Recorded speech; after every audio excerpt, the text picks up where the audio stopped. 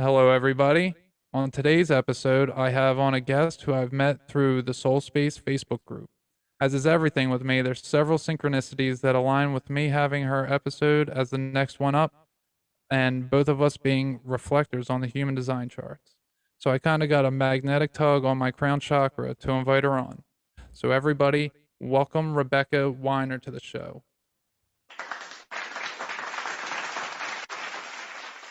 Welcome, Rebecca. How are you? I'm good. Thanks for having me. Oh, thanks for coming on. I am so very happy to have you on because you are a very special individual. Oh, You have mastered very many spiritual practices. Well, maybe not mastered, but you have studied them deeply.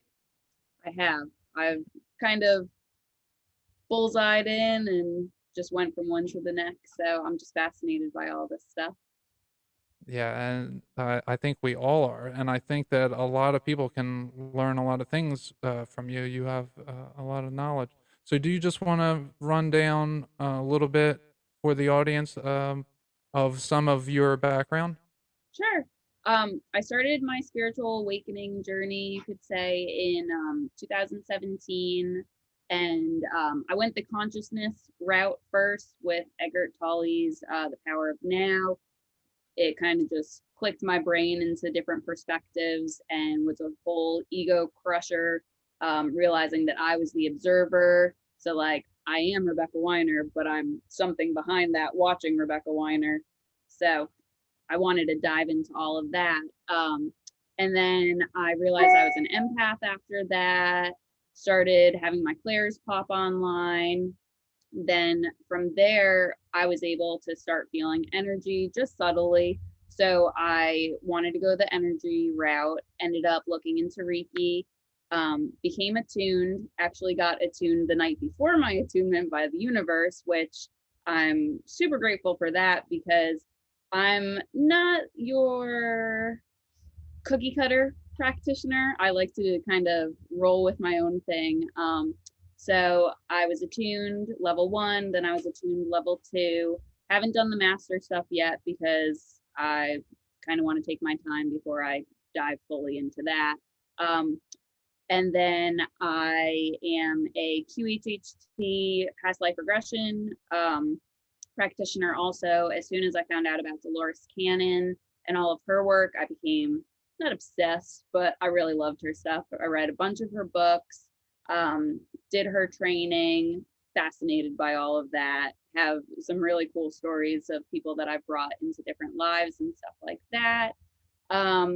I do some shamanic ceremony work now with plant medicine, sound healing, uh, energy movement with yoga, basically any kind of energy moving. It's my jam and I really like it. So that's kind of what I focus the most on.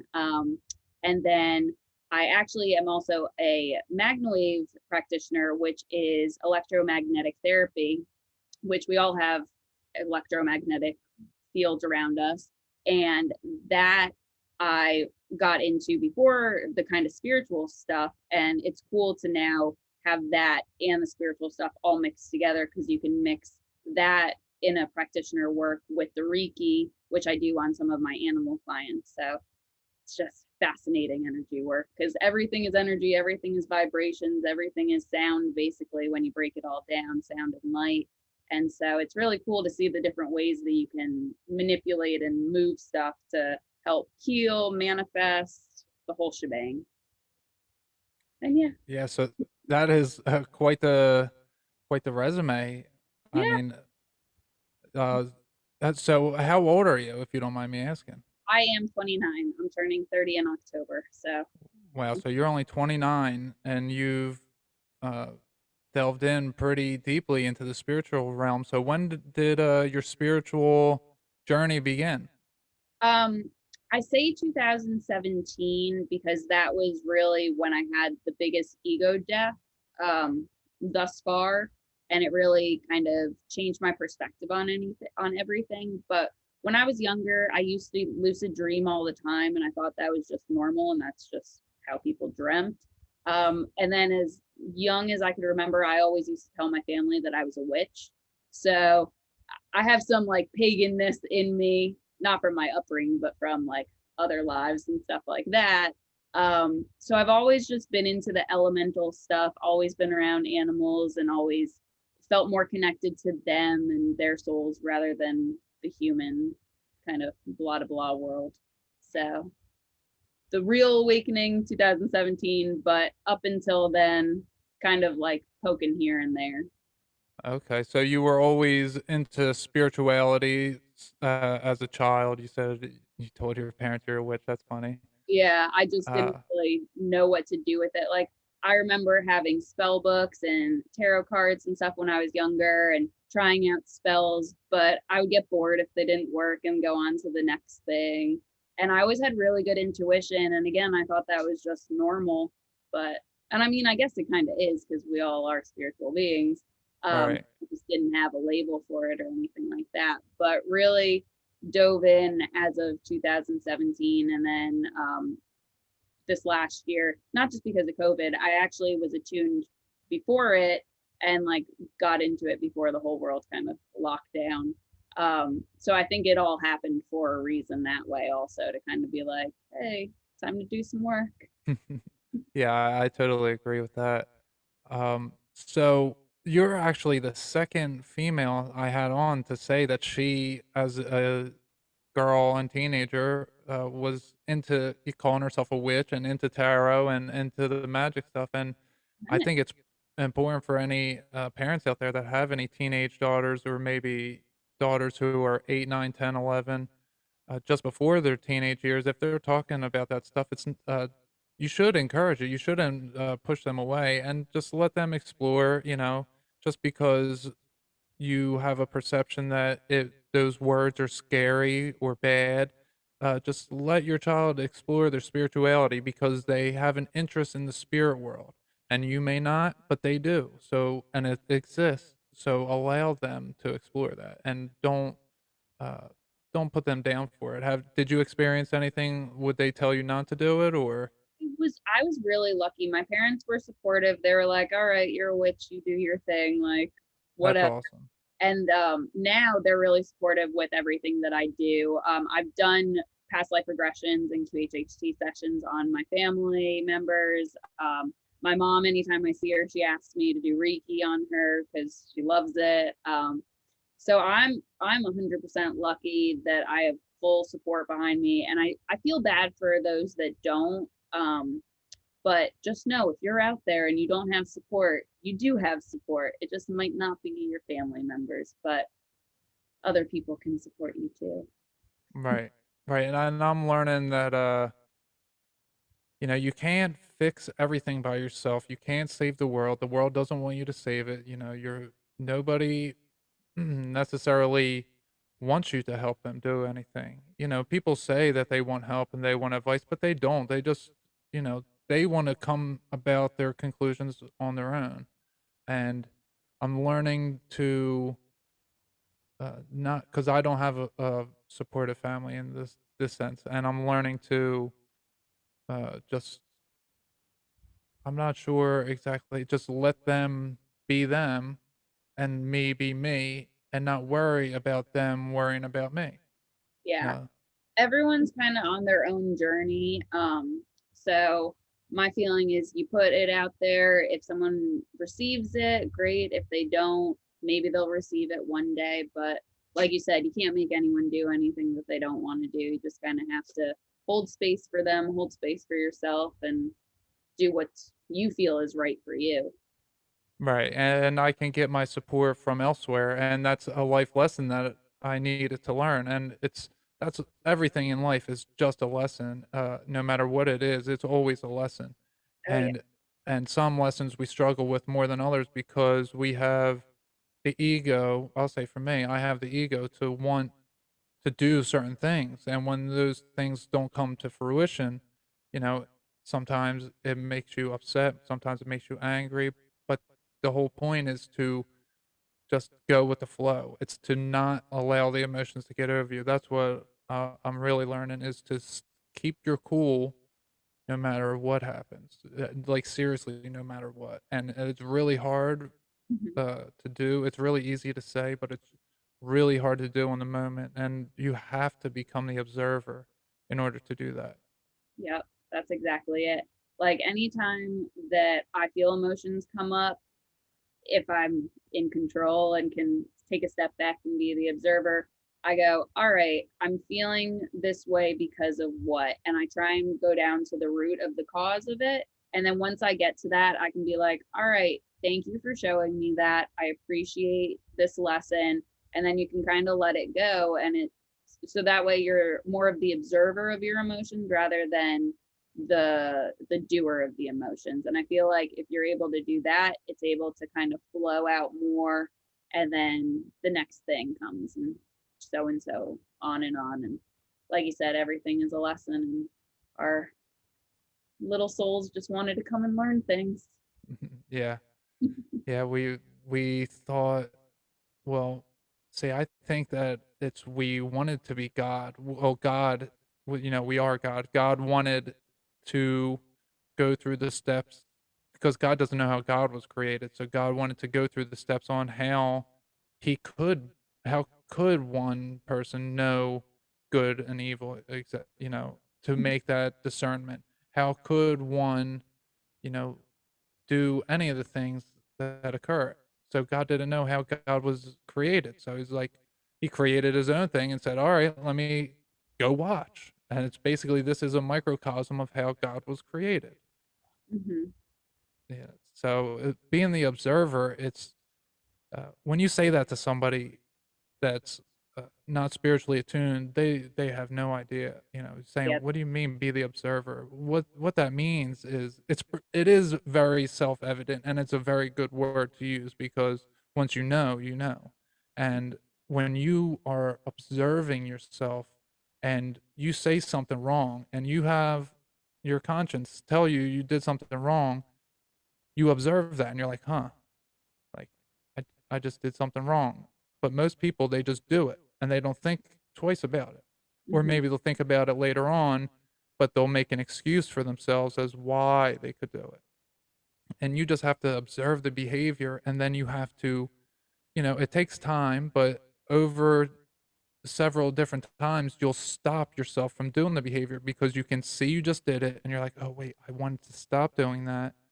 And then you stop doing it, and now you're a new person. And it happens uh, with me because I'm trying to better myself every single day. It happens quite often that I'm a completely new person week to week, month to month, because I'm losing different attributes that no longer serve me because I'm observing my bad behavior and I'm ridding myself of them. Oh yeah. I love the saying like die to each moment and be new again. So it's like ev- this moment I'm this, well next moment I'm someone completely different. Like so you can't, it's a unattachment type of thing also. Like Hmm. someone could say, well, you're this, this, and this, and I know you from this. Well, yeah, you might know that version of me, but I'm this version of me right now. Like that version isn't me anymore. Even if it was 2 hours ago, like this is who I am right now. And I Right. think staying present is the hardest thing in the world, but it's the most rewarding because that's when all the work does get done. Because the only moment that we really have is the moment that we're in right now. Like you can worry about the past, you can worry about the future, but you can't do anything other than the moment that you're in right now. Yeah. I heard I think it was Amy I heard yesterday. It might have been an old podcast. Amy Belair on Third Eye Awakening. She was saying people I don't know if it was her actually, but I was listening to something and they were saying how people exercise, get addicted to exercise. They get addicted to thrills because that brings them into the now moment. Because when you're doing something intense in a physical, uh, in a physical capacity, that you have to be present in the now moment, Yep. that is thrilling. And you don't need you don't need something to bring your attention to it. You just need to overpower everything else that's trying to draw your attention away, and you got to bring your attention to you in the now moment, which Mhm. is so difficult that people do death-defying acts just to do it. That Yeah. people, it's perceived as difficult anyway. Yeah. Well, that's really the whole point of yoga, like getting in your body and being in the moment. Like, yeah, people can do cool moves, you can do headstands, you can do whatever, but the whole point of the movement part of yoga is actually getting into your body and tuning in and becoming present, which I know some studios like to go for like the thrill of it, but that's really the point of it. And I think that's pretty thrilling to be able to be in that moment and fully put yourself in there and feel all the energy in your body and stuff like that. It's awesome also. Right. So how long have you been doing yoga?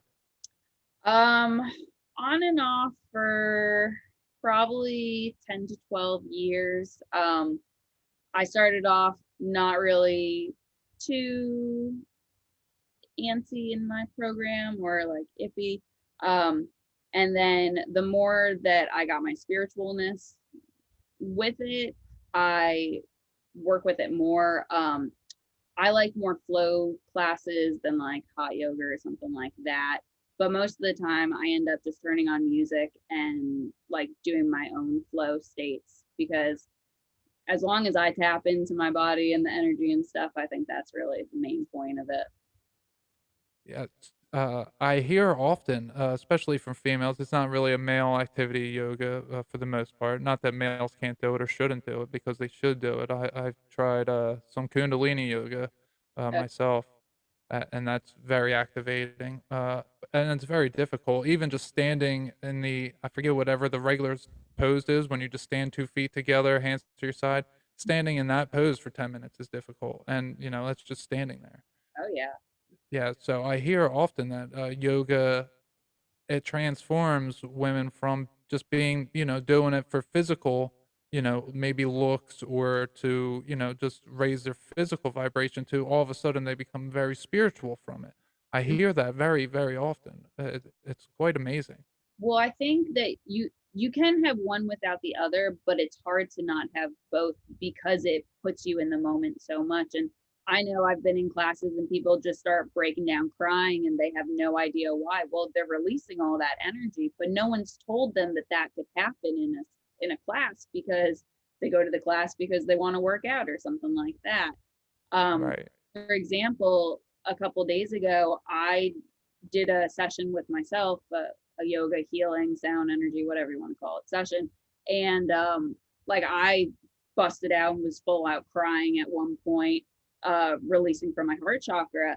And like a normal person, air quotes for those that you can't see the video, would think that there's something wrong, but I know that I was just releasing all that stagnant energy. And I think that's so beautiful. And I wish there was a way to kind of mesh the spiritual and the not spiritual yoga practices together. So when stuff like that does happen, people don't freak out and think that, oh my God, I did something wrong in class, or oh my God, look at that weirdo next to me having a like mental breakdown and all that fun stuff.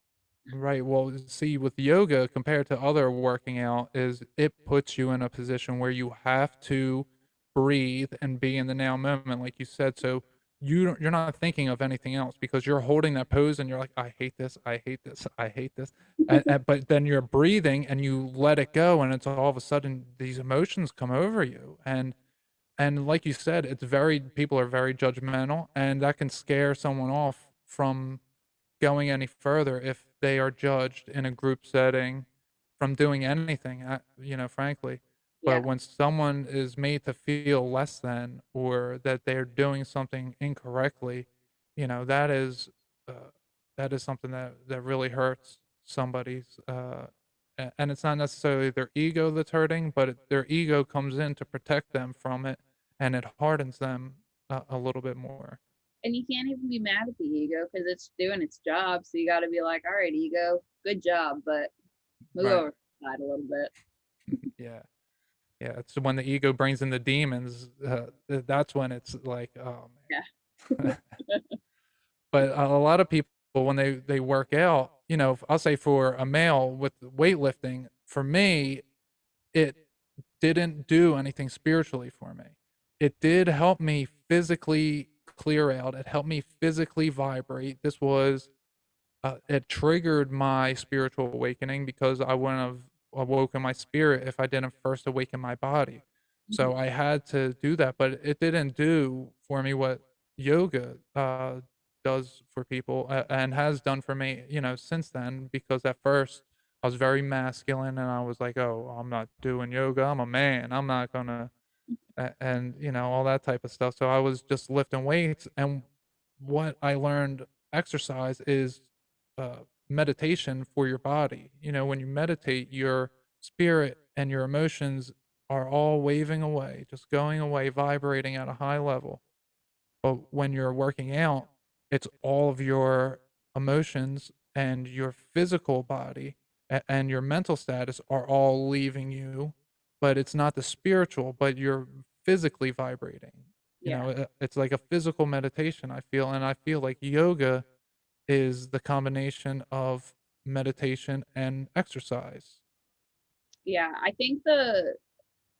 I mean, I know you breathe when you work out, but I feel It's like not the same. it's really shallow. And at least with how you're supposed to with yoga practices is really do the deep breaths, the four Hmm. in, hold, and then four out or eight out at the bare minimum. And so because we have natural DMT in our body also, that gets released through the breath work.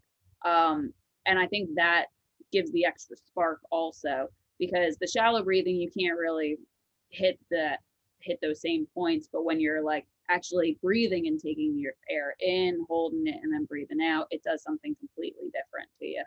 Right, and even just, breathing into your stomach, your gut biome produces DMT, and people normally, when they breathe, like you said, it's just in the throat area, the top of the chest area, it's not even reaching the bottom of your lungs. But when you breathe, it should be going all the way to your gut, you should be swallowing air as if you're swallowing water. You need it just as much as water, if not more. Well, I think probably a little bit less than, but just right there anyway. And But the gut biome, like you said, produces DMT. The brain also produces DMT. So when you're doing uh, physical things that are strenuous on your body, somewhat strenuous anyway, on your body, and you're breathing deeply, it's all of a sudden now your mind, your DMT in your brain and the DMT in your gut are being released all in the same breath. And that can trigger a spiritual awakening. Like you said, a woman can be doing yoga and then just have this cry for a seemingly no reason, but it's because she's doing all these internal things that are letting her release all of the toxins that were in her. exactly. It's a beautiful thing, but some people don't see it that way. So hopefully one day in the future everyone will see it as the beautiful thing. Yeah, well, I think it's becoming more popular. I go, you look in cities, and how many places now have places where you can go do outdoor yoga with a group for free? When I was back in Philly, it was everywhere. Now down in here in Savannah, it's not as popular, but because there's less people, but it's still, I see people by themselves doing it out in the parks, and it's so wonderful, to do that out in the sun. You're getting all that vitamin D, you're in the environment, you're having the wind, even though it's a slight wind, it's whipping up on you. It's so good to connect with the earth that way, without shoes and socks. It's just bare feet in the grass, and so good just to do natural type things feels very, very good to spiritual people. And when you're not spiritually attuned, it seems weird. Oh yeah. Like imagine, there's not tree huggers as much as there was back in the 70s, but imagine I imagine what I would have said if I saw someone doing that when I was spiritually dead. And it's like, what? Like, but now I can understand it. It's not that I'm necessarily going to hug a tree, but they are alive. Oh, come on. Hugging trees is so much And fun. well, I don't know that I've ever done it. Maybe I will. I will say this, that that like 2 weeks ago, I think I I was outside doing a meditation, and often I hear the wind, and it connects with what I'm feeling in my body, in my mind. I can feel the energy whipping around my mind, and then it matches with the way the wind's working. And last or 2 weeks ago, for the first time, I saw that the trees, when you hear the wind going through the trees, you Mhm. think that it's the air is moving the trees, but what I actually saw was it's the trees are passing along something to each other purposely, that they are carrying this energy, and its limbs and branches are and leaves are purposely moving this energy over to go to where it's going to. It's not the air that's doing it, it's the trees are doing it. That's fascinating. Yeah, it was so amazing, and I literally saw it happening, and I was outside of my body, and Mhm. I saw it being pushed into my head, and it was just I was like, "Oh my god, the trees are doing it on purpose." It's the trees are they're doing that for us. It's fascinating. I had a Yes. download the other day. Like the tree branches are up high. Well, the roots is the same thing, but just down below. And I was walking by, and some of the roots were starting to come up, like, because we haven't had a lot of rain down here in Florida, so everything's real dry. So the sand is kind of dry. And I was looking around and I was like, huh, like the trees that aren't trimmed can all kind of come together and whatnot. Well, all their roots are doing the same thing down there. So just imagine if we didn't trim any of the trees and stuff, they would probably make a canopy type of thing of their own so they can Like a communicate. rainforest. Yeah, so they can communicate above and below. And it just put me on a whole spiral of so above, so below, so stuff. Oh, And I was wow. like, huh, that's fascinating.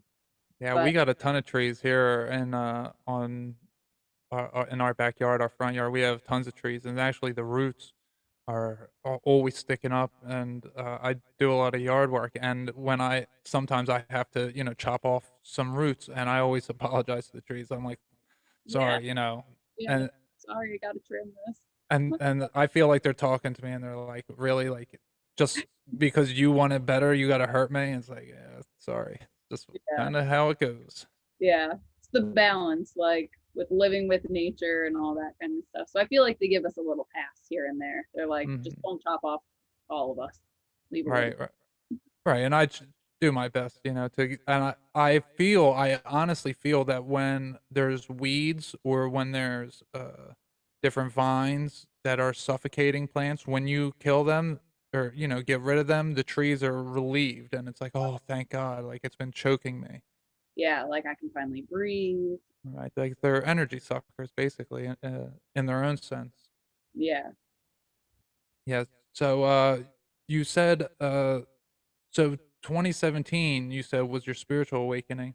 Hmm. Uh, so what uh what did how did you know that it was a spiritual awakening? Like what was going on with you?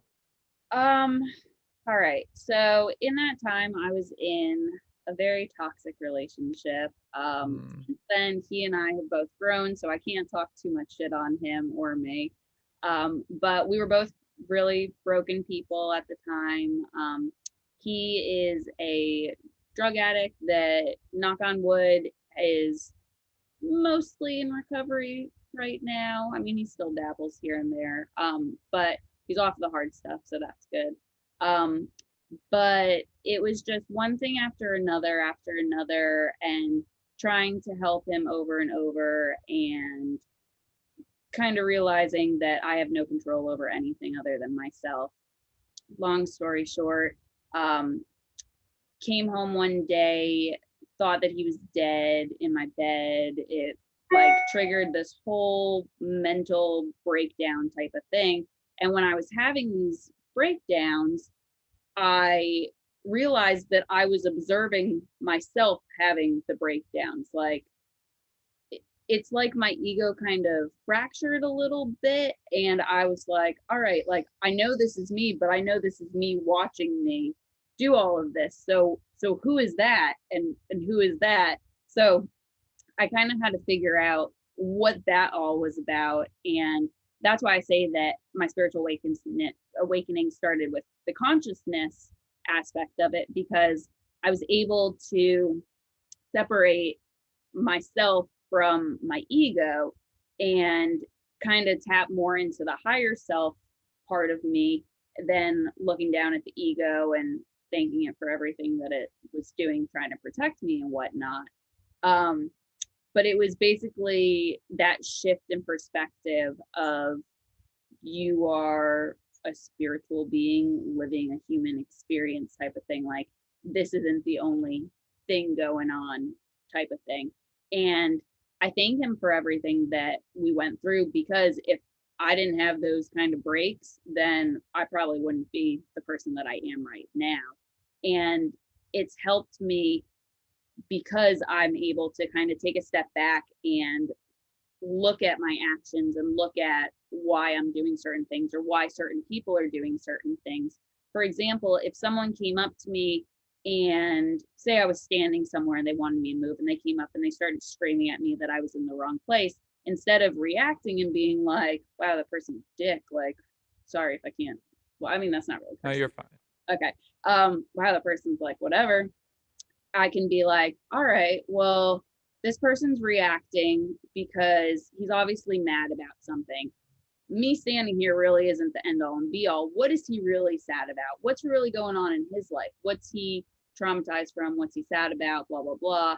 And then the root to that. So it made me, or it makes me a more compassionate person also, because I can look at it all from a higher perspective and be like, all right, this person's like just a hurt person that's just reacting. And I can just be like, yeah, I'll move, but do you want to talk about your feelings on why you're really sad?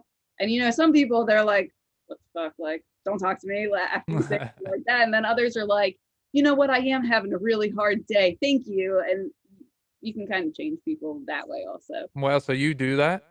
Sometimes if I'm like, You're brave. yeah, yeah. And I mean, it also depends on the person. I've done it That's a few true. times at rodeos, where stuff like that's happened, where I've been standing somewhere and someone like comes out and they start freaking out. And some people I am able to get to talk about their feelings, and then they're like, wow, that was really cool what you did. And then some people, they look at me and they're just like, oh, you hippie. I don't. Yeah, I don't have the courage to do that. That sounds like, you know, that's an amazing thing. But I like nowadays that I'm a spiritually awake. I'm just like a ghost in stores anyway. But there was this one time last week? My daughter and I went to the beach, and we had to stop to get her some bathing suit. She needed a new bathing suit, and some two ladies, employees, both employees. One was they were arguing about Trump and Biden, and I was just sitting there and I'm just listening, and I had to step in and I was like, listen, I was like, all politicians aren't helping anybody. I was like, why don't argue? Like that's what they're doing that to make you argue with each other. Like you guys be friends. They're not here with you. They're not helping you.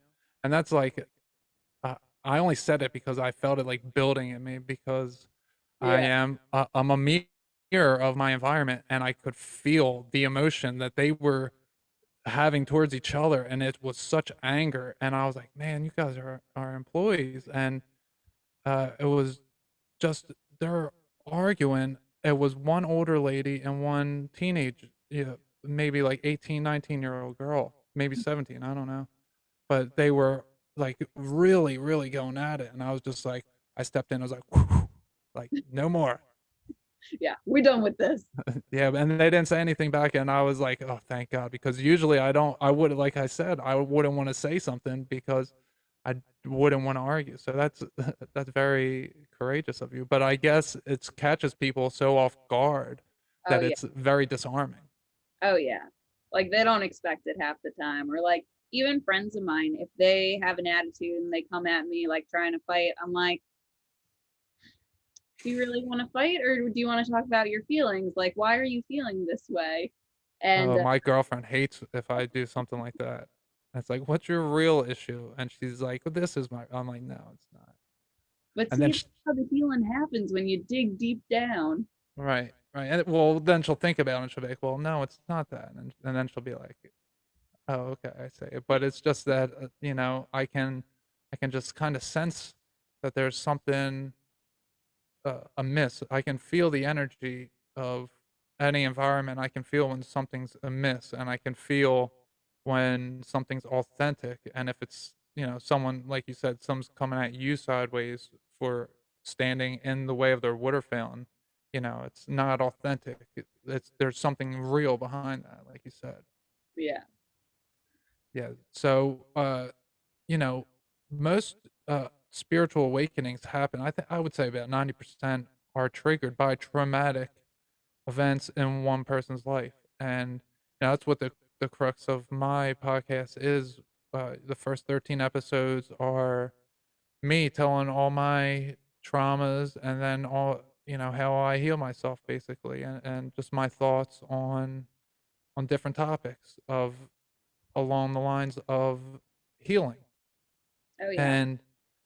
And it's always not always, because there are certain people that are, uh, they just are, you know, they don't need anything to trigger them. There's always a good person, and they're spiritually attuned, and, they're very blessed for having that. But most of us have traumas. Most of society has traumas, and they might not consider them to be traumas. If somebody, for example, if you were to say like a mass event like 9/11, you know, you and I wasn't there, you might not have been there, but it's still traumas that you and I share because it was the rest of the country, even, a lot of people nowadays want to say that nobody even died in it, or it wasn't fake, or it wasn't real planes, or whatever they want to say about it, different conspiracy theories. Hmm. And I'm not putting anyone down for thinking what they think, but it's still, no matter what, it's a real event, because all of society has now created it to be an event. And there's so much emotion and mental capacity that's stuffed into that event that no matter if you think it's fake, you've been traumatized to think that it's fake. Just people aren't looking at it in that way. It's still a trauma, and it's still a traumatic event. Well, So, and it's the collective consciousness of it also. right. So like, even if something, if enough people consciously put their minds towards it, like that creates a rift in Mhm. everything. Um, and then another part of my spiritual awakening was I was diagnosed with endometriosis when I was 18. So in 2017, I needed to have another surgery. So that brought up that trauma, which I believe is also a ancestral woman trauma type of thing, because it has to do with your reproductive system and all that kind of stuff. And I also was told that I was an IVF baby from my mom at the time, also. So that also brought up more stuff too. So it's like all these different things coming in, all these like all of this ego that you think your world is supposed to be a certain way, and it just getting shattered. Um, the traumas, although traumas are traumas, there is good that comes from them because they Mhm. do break you down. And like people say that you're, I don't exactly know the quote, but basically like the cross is, I don't know the quote, but basically like your cross is what makes you better type of thing. Like, do you know that the quote that I'm I trying to don't know say? that quote, Uh, no. well, it's basically like, because the worst thing for Jesus was that he was hung on the cross, but it ended up being the best thing for him because that's how he was able to Ascend. ascend and stuff like that. So, like, your cross, whatever the worst thing is, really isn't the worst thing because it brings you to the next level. So, Right. I'm a believer with that. So, if anyone's going through hard times, just know there's something good on the other side of it. Right, and it doesn't matter your age. I know that there's a certain age demographic right now that's kinda leading the way in the spiritual world. I mean, I think it's quite obvious if you look around at the different practices of this. There's a certain age group of people that are leading it, but it doesn't matter if you're above or below that age group, you still can heal yourself, and it's never you're never not in the place that God put you in. You know, Yep. you're in the position that you're in for a reason, and we go through our traumas. I like to take solace in knowing that I signed uh, a quote unquote contract before I came here, and that I determined that I would suffer in the way that I have, so that I could learn the lessons that I learned, so that I could have the understanding that I have, so I can be here now doing what I'm doing and helping others achieve the same or similar uh, things that I have done. And I was like I was a really bad person, and even those things that I was doing, they were creating traumas in myself. And uh, you know, it's hard for someone to think, like just your average Joe, to think, or uh, your average, you know, Jan. I don't know what the what the female equivalent would be, but if you just have the average person think that, you know, they go through life and nothing really too bad happens to them, nothing that they would consider traumatic happens to them, and they live a decent life, and it's never too bad and never too good to for someone like that to hear like, "Oh, no, you have traumas." They're like, "No, I don't. This guy's crazy." But we all have our own traumas, and it's even something as simple as maybe you got yelled at all the time every time you touched the TV volume button. You got your hand smacked. And it's like over and over and over. That's a trauma, and it's like you just put that away somewhere and never dealt with it, but it still exists inside of you. You know, it's a trauma. If someone might not want to describe it that way, but you know, that's how I would describe it, as someone's darkness, as their trauma that they were purposely made to feel a certain way, and in, that's something that made, you know, that feeling then is stuffed down inside, and then they're afraid to do something because of the consequence. Not that I don't know how to really word it, but like anything that makes you afraid of it, it isn't. How can I say I have trouble saying this. I can think it in my mind. I can know what I'm I trying to say. know what you're trying to say. Um, but I think it's also that in this society that we're in, we're taught not to really feel our feelings. So I think that's part of it too. So like that's how trauma really gets like pushed down, because no one can say like, hey, you know, that hurt me, or that, or my feelings are hurt. It's all, oh, you're being a baby, oh, you know, men aren't supposed to cry, oh, you know, be a big girl, put your big girl panties on, instead of being like, let's talk about our feelings, let's get them out there so we're not holding on to this kind of stuff.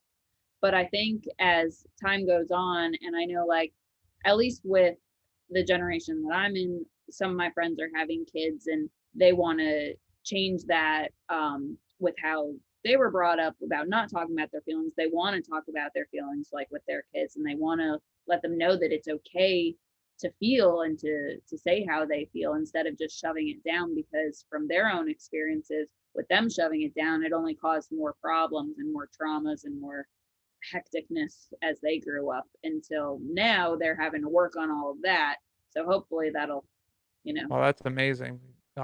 I'm doing that with my daughter and teaching her to be honest and to uh, be forthcoming with how you're feeling and to observe yourself. She's having her own spiritual awakening. Uh, Aw. yeah, it's How amazing. old is she? She'll be 12 next week. Oh wow. Happy almost birthday. Now, when she was younger, because I'm always fascinated about this, did she ever remember any like past lives or anything like that? Would she ever say anything? No, she's just getting to the spirituality now. She wasn't like the way you said you were spiritual. That's not her. She's just coming into it the way that I came into it. You know, coming from the opposite side of things, where I was spiritually dead, Hmm. and and then I came to life. that I feel the same thing's happening to her, is that she built up this hard exterior because she had a lot of traumatic things happen from the age of, 3 on. Mhm. She had to build up this tough exterior because of me and her mother were bad people, and we did bad things, and we weren't around, and she built up this tough exterior, so she didn't have a chance to explore that spirituality and a kid wonderment type of thing. But she's coming to it now that I've I've gotten to where I've gotten to, and I teach her all the things that I teach her. She, I guess some of the things stick, and then she sees it, and she's becoming the observer in her own life, and That's all. it's beautiful when I'll come home, or she'll like call me and she'll be, Dad, I wasn't feeling good this morning, but then I cleaned my room and I did my laundry, and now I feel so much better. And it's like I tell her the little things like that, and I'm like, look, it's that's the physical representation of what's going on in your body, so that when she does it, she's like, oh yeah, you're like, he's right. That's awesome. Yeah, yeah, it's very beautiful. So you this Q okay, before I get into that, because I was gonna get into the QHHT, but before we get into that, how did you heal yourself of the toxic relationship? Because I know a lot of people, and myself included, is that I got stuck in a karmic circle with the same person, over for a long period of time, and I was allowing them to abuse me. I was physically abused, I was mentally abused, I was emotionally abused, and I uh, did all those things back, and it was a bad relationship Mhm. for a while, and I got very stuck in it, and I see that happens with a lot of people. So how did you get? How did you get out of it, and how did you get over it? Um, so I was stuck in it for a while. And basically I gave all my power away. I I just kind of let him do what he wanted and thought that if I just basically was more submissive that things would get better type of thing. But I'm also a hothead, and so then I would come back at it like, Ugh. So I just kind of had to surrender to it. Thankfully, we both rodeo, so he was in New York rodeoing, I was home in Florida. And when I decided that enough was enough, because um, there was mental abuse, physical abuse, all that kind of stuff that again comes with drugs also when you're not in your right mind because you're not present. Basically, the bad stuff comes up. Um, and I just had enough and decided, you know what, like I need to just put distance between us. There's already the physical distance. We stopped talking for a while and both did our things. I really focused and worked on myself and wanted to figure out why I was acting the way I was, why I gave away all my power, why I wasn't loving myself the way that I should have to be able to receive the love that I should have received. And it was a lot of hard work, a lot of shadow work, a lot of crying, a lot of feeling my feelings, a lot of digging down and figuring out why I accepted things. My dad traveled a lot when I was younger, so I was always craving that kind of attention. And because my ex and I had so much in common and we're best friends and we did everything together, because he was there, I was like, well, it's better than if someone's not there type of thing. So I put up with a lot of the shit. Um, but I had to do a lot of soul searching on myself and figuring out, is this really what I want? Is this serving my best and highest good? And if it's not, then let's figure out how to change it. So it was a lot of just self work, self reflection. And then he and I would try and work again. And I was able to stay present for a lot of it. But then shit started hitting the fan again because, drugs then were involved again. And it was just like a monopoly effect, one thing after another, one thing after another, one thing after another, until I would be present again to be like, listen, I don't need to put up with this shit anymore. Like, you work on you, I'm going to work on me. Um, And then restraining orders had to come into effect, and that helped distance a little bit more. And then with that, I didn't like feeling like I had to have this restraint against him type of thing. Although at the time I needed it for physical reasons, because he was a little bit cuckoo. But again, not talking shit on him in case anyone hears this that knows me. Um, but it's basically I was blaming him for everything instead of saying, well, Rebecca, you're putting yourself in this situation. Like, I have the power to walk away at any time. I don't have to be treated like this. I'm letting myself get treated like this. And I think in relationships, at least as a woman, like, we're taught that we need a man, and that you're not that you're nothing without one, but that life is supposed to be a certain way. You're supposed to be a certain age and get married and have kids and do this and that. And no one ever talks about like doing what's best for you and healing you and all that stuff. So I kind of had to take a step back and really say, like, I can't blame anyone but myself. Like, I put myself in these situations. Like, yeah, he was in a shitty position. I was in a shitty position, but I could walk away at any point. I just chose not to in those times. So I just had to put myself back together to where I could walk away. And he and I are friends now. Like, we get along, and we actually have the best like consciousness conversations, because we, from both being so low from that relationship, we had to both work on ourselves and become better versions of ourselves. Now, are we both present all the time? No, but everyone's working on becoming their best selves every day that they can. But basically, long story short, I had to take a step back, and instead of blaming everyone else or blaming him or the circumstances, say, like, it was me. I put myself in those situations, and I'm the only one that can get myself out. Yeah, I relate to that story very, very well. I mean, it was, you know, my story just told through somebody else who experienced, the same thing I experienced, just in their own terms. And I feel that this is happening with everybody, and people just don't talk about it Oh yeah, in a so embarrassed. mainstream sense. Yeah, because we don't like to be made fools of. We don't like to show our flaws. We're taught that everybody else is perfect and that we're not so good.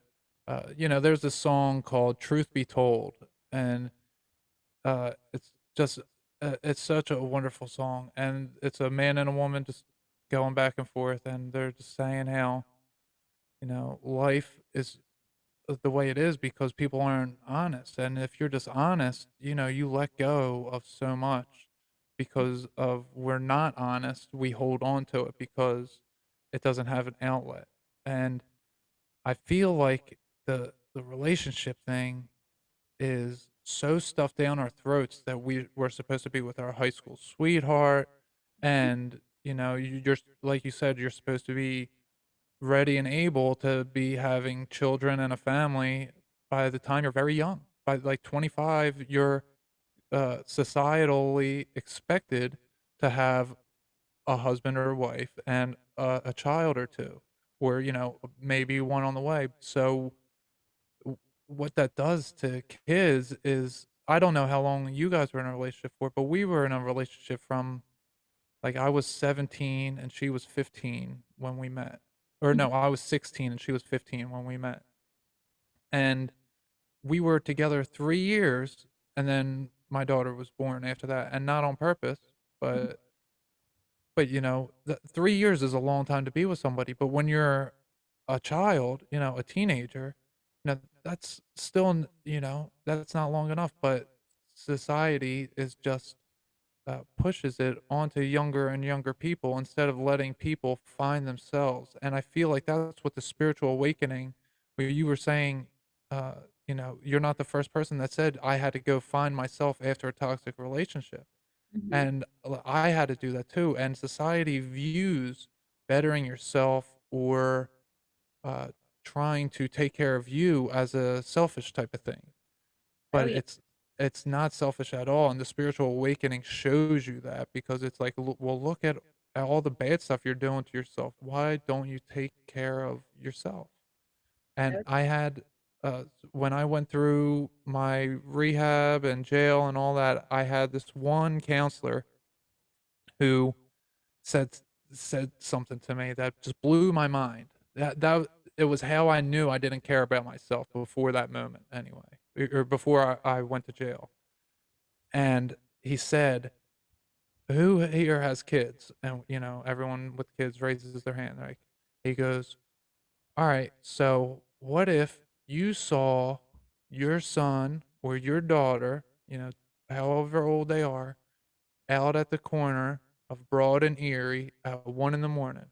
What would you do?"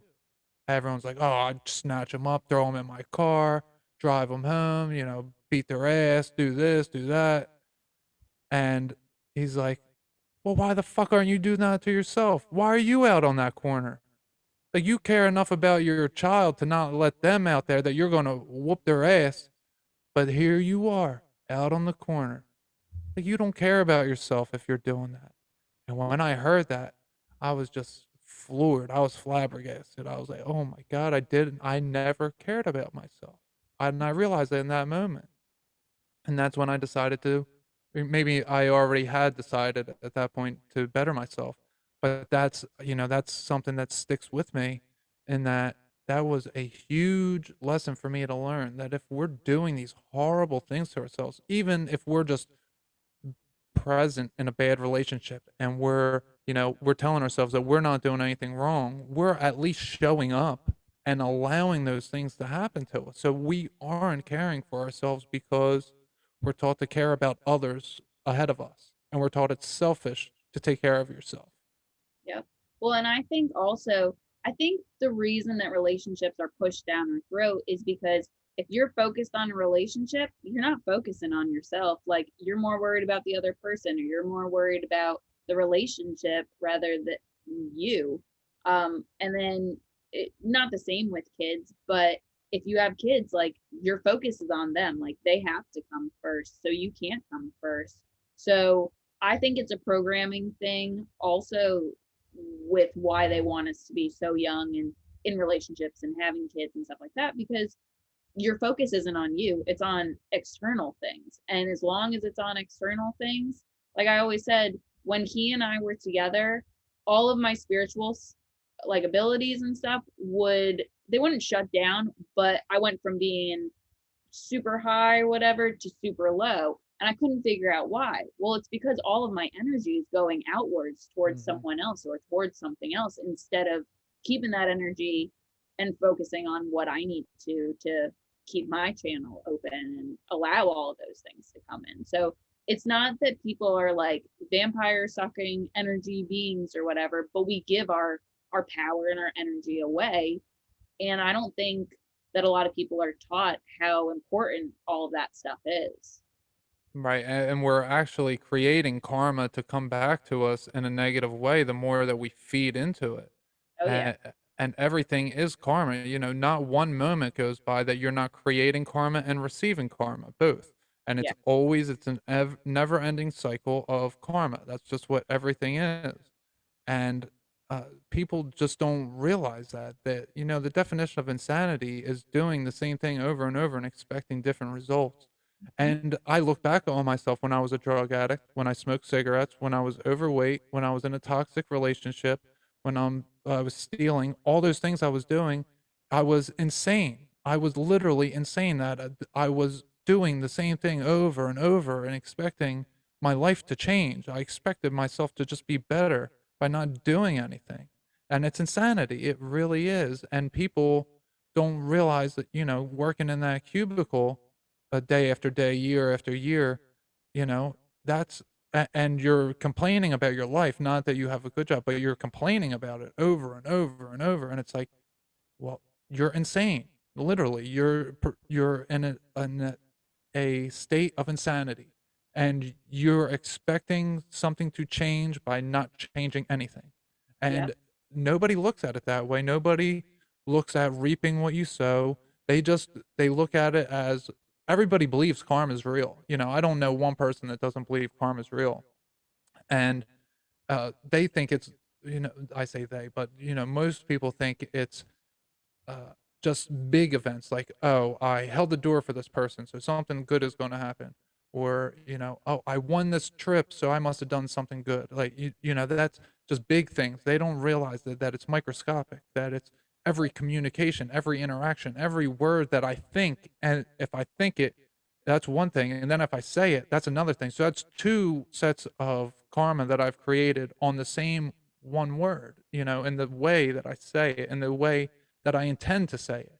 Everything in life is so minute, and people just, for the most part, look at it as these big grand gestures that are only karma or only insanity if it's, this type of thing. But you have to apply your definitions, you apply your logic to every aspect of your life, and you can start cleaning up every aspect of your life.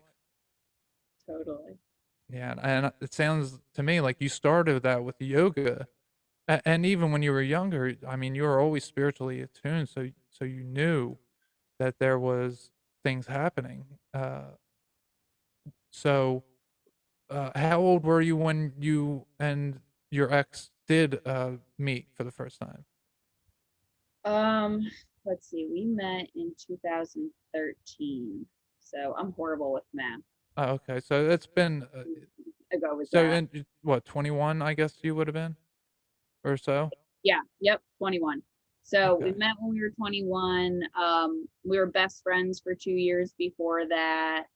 Then we started dating afterwards, moved in together. We were together, let's see, we broke up in 2019. So we were together for about 5 years. We were engaged. I called off our wedding because of all the craziness going on. It was just, it was a really good learning lesson in life. And like I said, we're still tight and homies, and we both care about each other and all that fun stuff. So it's interesting looking back at how we both were then and seeing us now and how much we've evolved and changed and stuff like that and become better people. But we both say, like, if we didn't hit our rock bottom fighting points and stuff like that, we wouldn't have been able to want to change to be the better versions of ourselves now and appreciate things in life more now. right. We were just babies back then. Yeah, yeah, and that's it's refreshing to hear uh, that you and him are on terms, good terms right now, and that you guys can discuss consciousness type things. It gives me hope for my ex. My ex is my daughter's mom, so she's still somewhat part of my life. She's she's not around or anything at the moment, but she called me probably like 2 months ago or so, Mhm. and we were talking, and she started telling me about she heard something about manifestations. She was listening to someone on YouTube, and I was like, oh, thank God! Like finally, like I've been trying to wake her up in my meditations, like sending her good vibes, That's and yeah. So yeah. I'm excited to for her awakening so that she can heal herself. I'm excited Yeah. for that. Do you know the Ho'oponopono prayer? No, I do not. Okay, so this is something that you can teach her, or you can teach everyone. It's, I'm sorry, please forgive me, thank you, I love you. And it's just those 4 lines, and you can just say them over and over again, and the vibration from them changes the energy and changes the DNA and stuff like that. I forget what the doctor's name was that came up with it, but he was working in a psych ward, and he had all of his stacks of paperwork and files of all of his clients or patients, whatever you want to call them. And he would say the Ho'oponopono prayer over all of the files daily. And I think within like 30 days, all of those patients had like remarkable changes just from doing it over their paperwork and just with the intention of helping them. And it's that you can release so much just from those 4 phrases. Like, they're super, super powerful. And That's I taught that to my ex hmm. last summer when I found out about them. And anytime I saw him, I was like, hey, what's the Ho'oponopono prayer? And so he would say it. And as soon as he got done saying it, like a big smile would come on his face. And I was like, you're welcome. That's But amazing yeah. because I never heard of that till just now, and I used to do that for myself, something very similar. I would ask for forgiveness, then I would forgive, and I would apologize, and I wouldn't say I love you, but I would send my peace off with the energy, and that, so that's quite amazing. And how I learn things is uh, I well, I've come to know that I'm a reflector on the human chart design, as you are. But I always was into learning from the universe, letting the universe show me the Mhm. truth, and not necessarily being bogged down by, not bogged down, but just being contained or taught by a certain person. I was never into school learning. I was always very intelligent and I had a very good memory, but I was like, I can't stand school. I just can't stand it, because I learn from doing. I learn from the universe. Like, someone wants to show me a new task. Whenever I start a new job, I Mhm. tell someone, and they always think that I'm being like cocky when I say this, or that I'm being arrogant. And I'll Mhm. say, after a week, you'll think I've been here for a month. After a month, you'll think I've been here for 6 months. After 6 months, you'll think I've been here 6 years. And people always think that I'm just bullshitting. But then once they hire me, give me a chance, and they say it, they're like, he did say that in his interview. And I had Yeah. several different bosses say that to me, and I'm like, yeah, I told you that. Like, all I need to do is see how it's done correctly, or no, I don't even need how to see it's done correctly. I just need to see how it's done, and then I will learn by doing. I Mhm. will learn how the best way to do it, and I will not stop bettering the way that I do it until I find the best way. And Very similar with that too.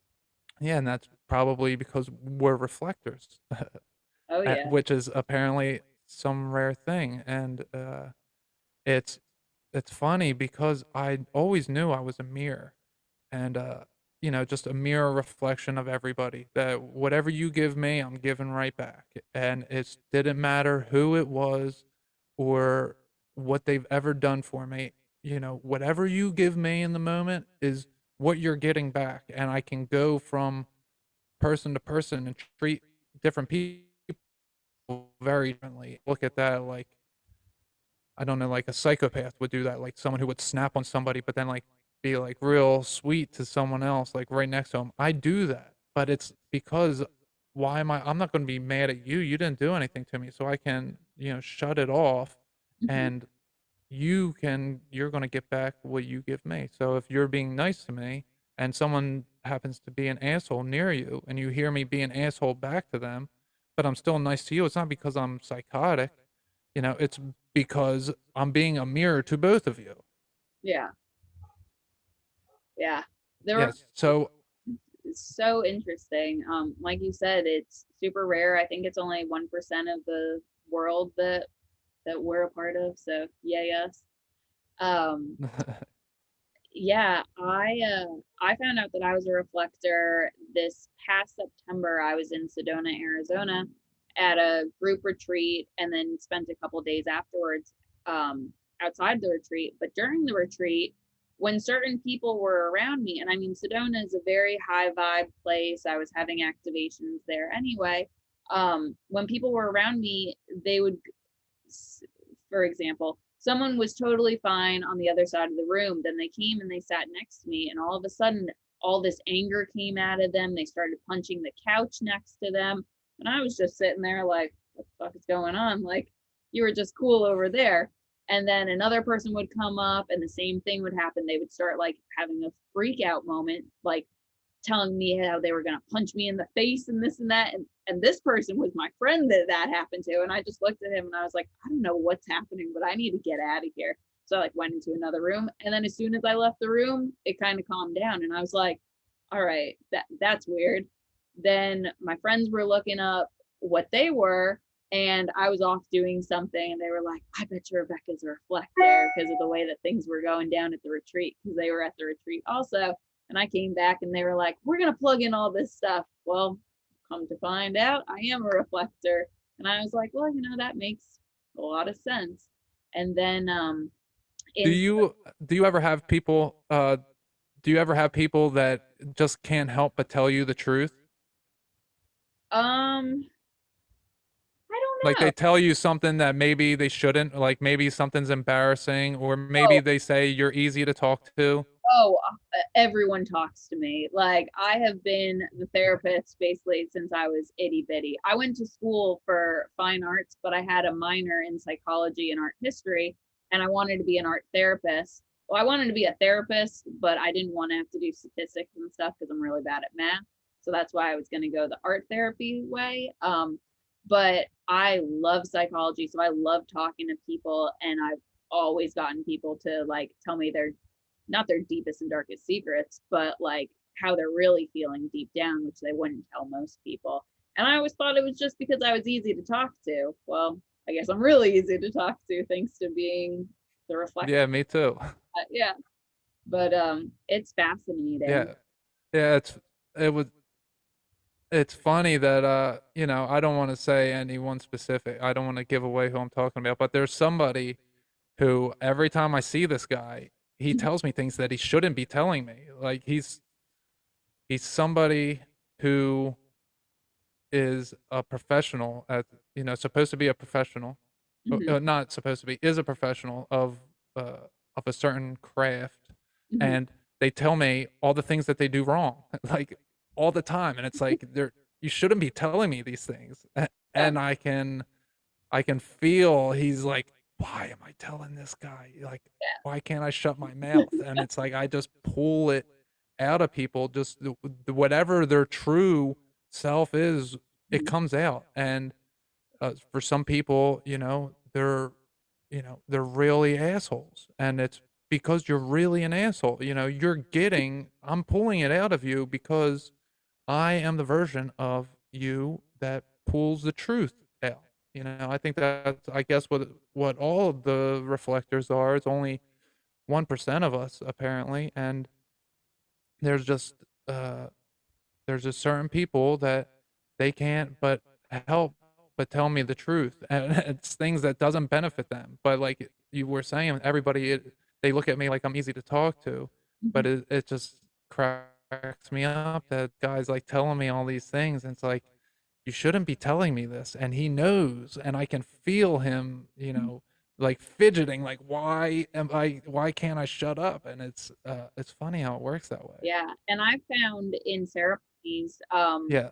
plant medicine ceremonies and stuff like that, that if I'm in the room, whether I'm working the ceremony or actually in the ceremony, like for my own healing and stuff like that, if anyone has any little bit of like, I don't want to say darkness to make it seem bad, but any lower vibration stuff, it gets brought right to the surface. And for some reason, they're usually sitting next to me in the ceremony too, or like somewhere in close in proximity.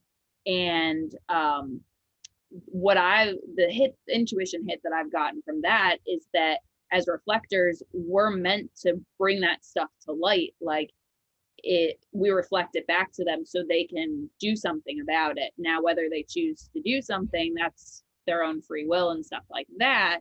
But we are there to kind of help shake it up and move it out, and if they want to move it out themselves, because at the end Yeah. of the day, everyone has their own choice if they want to hold on to it or if they want to let it go. Yeah, you're really right about that, and it's funny that I looked up mine, and I'm a reflector, and then I look up my daughter's. She's a Gemini, Mhm. and she's a manifesting generator, and it's funny that she's two things, because she's a Gemini, but that's how I got her to see her spiritual awakening, was because I would tell her like, hey, you're getting this because you did this. Like I'm telling her before I even heard of human design Mhm. charts, I'm like, I'm giving you what you give me. So if you keep giving it to me that way, I'm going to keep giving it back to you. And then when she found out she's a manifesting generator, she's like, oh shit, like I am creating it.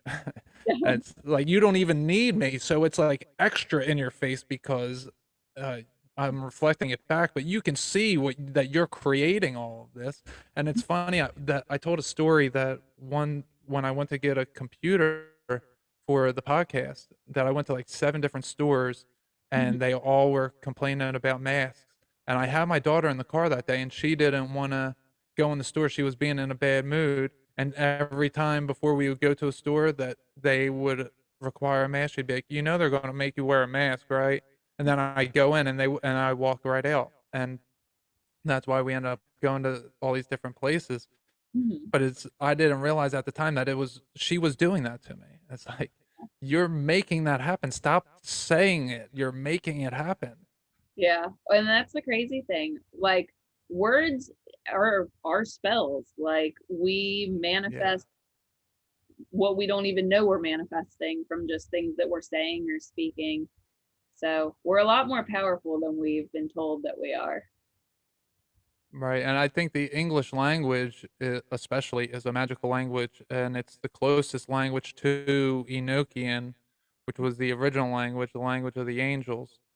Uh, it's so close, and you just look at our simple words like spell, like you spell a word, it's spell, and sentence has multiple meanings. All these different words that have multiple meanings, like you're being tricked all the time that you talk. The other day, I got this. Well, actually, I got this a while ago, but I did get it again the other day. That the word God is the original word for dad. It's the Enochian word for father. It was the original word for father, and that's why we use the word God Huh, so inherently and have it with a masculine feel to it because interesting. it was the first. It's what the first son, when there was only one father and one mother and one son, what did they call each other? He called him Yeah, God because he created them. yeah, So it's yeah, fascinating. that was that was just a little stupid story that I told. But so back to the okay. So what came first for you, the QHHT or the sound healing? Um, I guess technically the QHHT, but they were kind of on it's kind of on different levels because I would say the sound healing, excuse me, kind of goes with like the Reiki and energy stuff.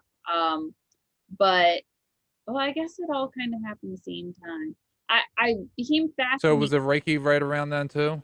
Yeah, so the Reiki was, let's see, last February. So not this past February, but February 2020 is when I got attuned in that. And it was like, I think maybe the day after or 2 days after I started listening to Dolores Cannon's first book. So they kind of all mixed matched on top of each other. It was all kind of at the same time. But I didn't become a practitioner with QHHT and really learn the stuff with that until this past October. Um, I had done past life regressions myself through listening to audios and stuff like that, but I had never been the one doing the QHHT stuff. Um, but that stuff is just fascinating. It brings your brain waves from, I'm going to get everything wrong because I haven't thought about it in a while, from, I guess, the alpha state to the gamma state or the other way around. Again, not really up on my QHHT stuff right now, but basically you change your vibration. So you go almost into the dream state. It's right before the sleep state. And that way you're able to tap into your subconscious and get information. So with how a session works is you lay down, you get comfortable, I talk you back, and everyone is quote unquote conscious during it. They just have their eyes closed. There's a whole script that you go through, and you're getting the brain waves down and down and down until you're finally able to almost transport yourself back into those lives. And when someone's in a past life, they are able to see, hear, feel, touch, everything that they would be able to do if they were actually there. Just their body is here, but their consciousness is somewhere else. So they're speaking the whole time, saying what they're seeing around them. Some people cry during it, if there are emotional things. And I can bring them so they're looking at it from above instead of being in there.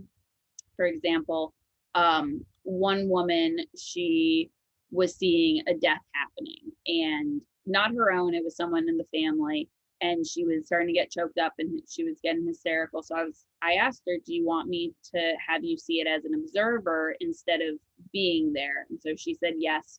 And so it's almost like she's looking from above down on everything. Like she still knows that she's this character here and all this stuff is going on, but she can emotionally detach and see it from above. So that's cool. So with my sessions, I usually bring people through 3 different past lives.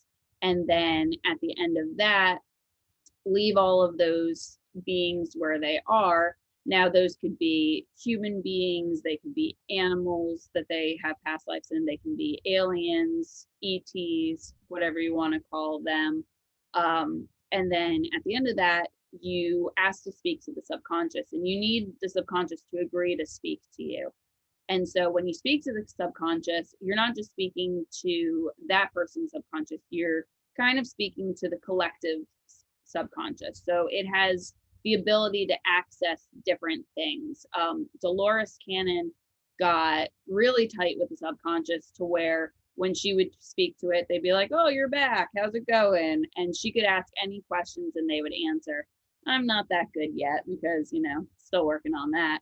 But when you speak to the subconscious, you can do a full body scan, see what's going on. If anything needs to be healed, you can then ask the subconscious to do that. It's just fascinating. And it really makes you understand that, yes. Oh, are you there? Yeah, we lost you for like a good 15 seconds there. Sorry. Oh, no worries.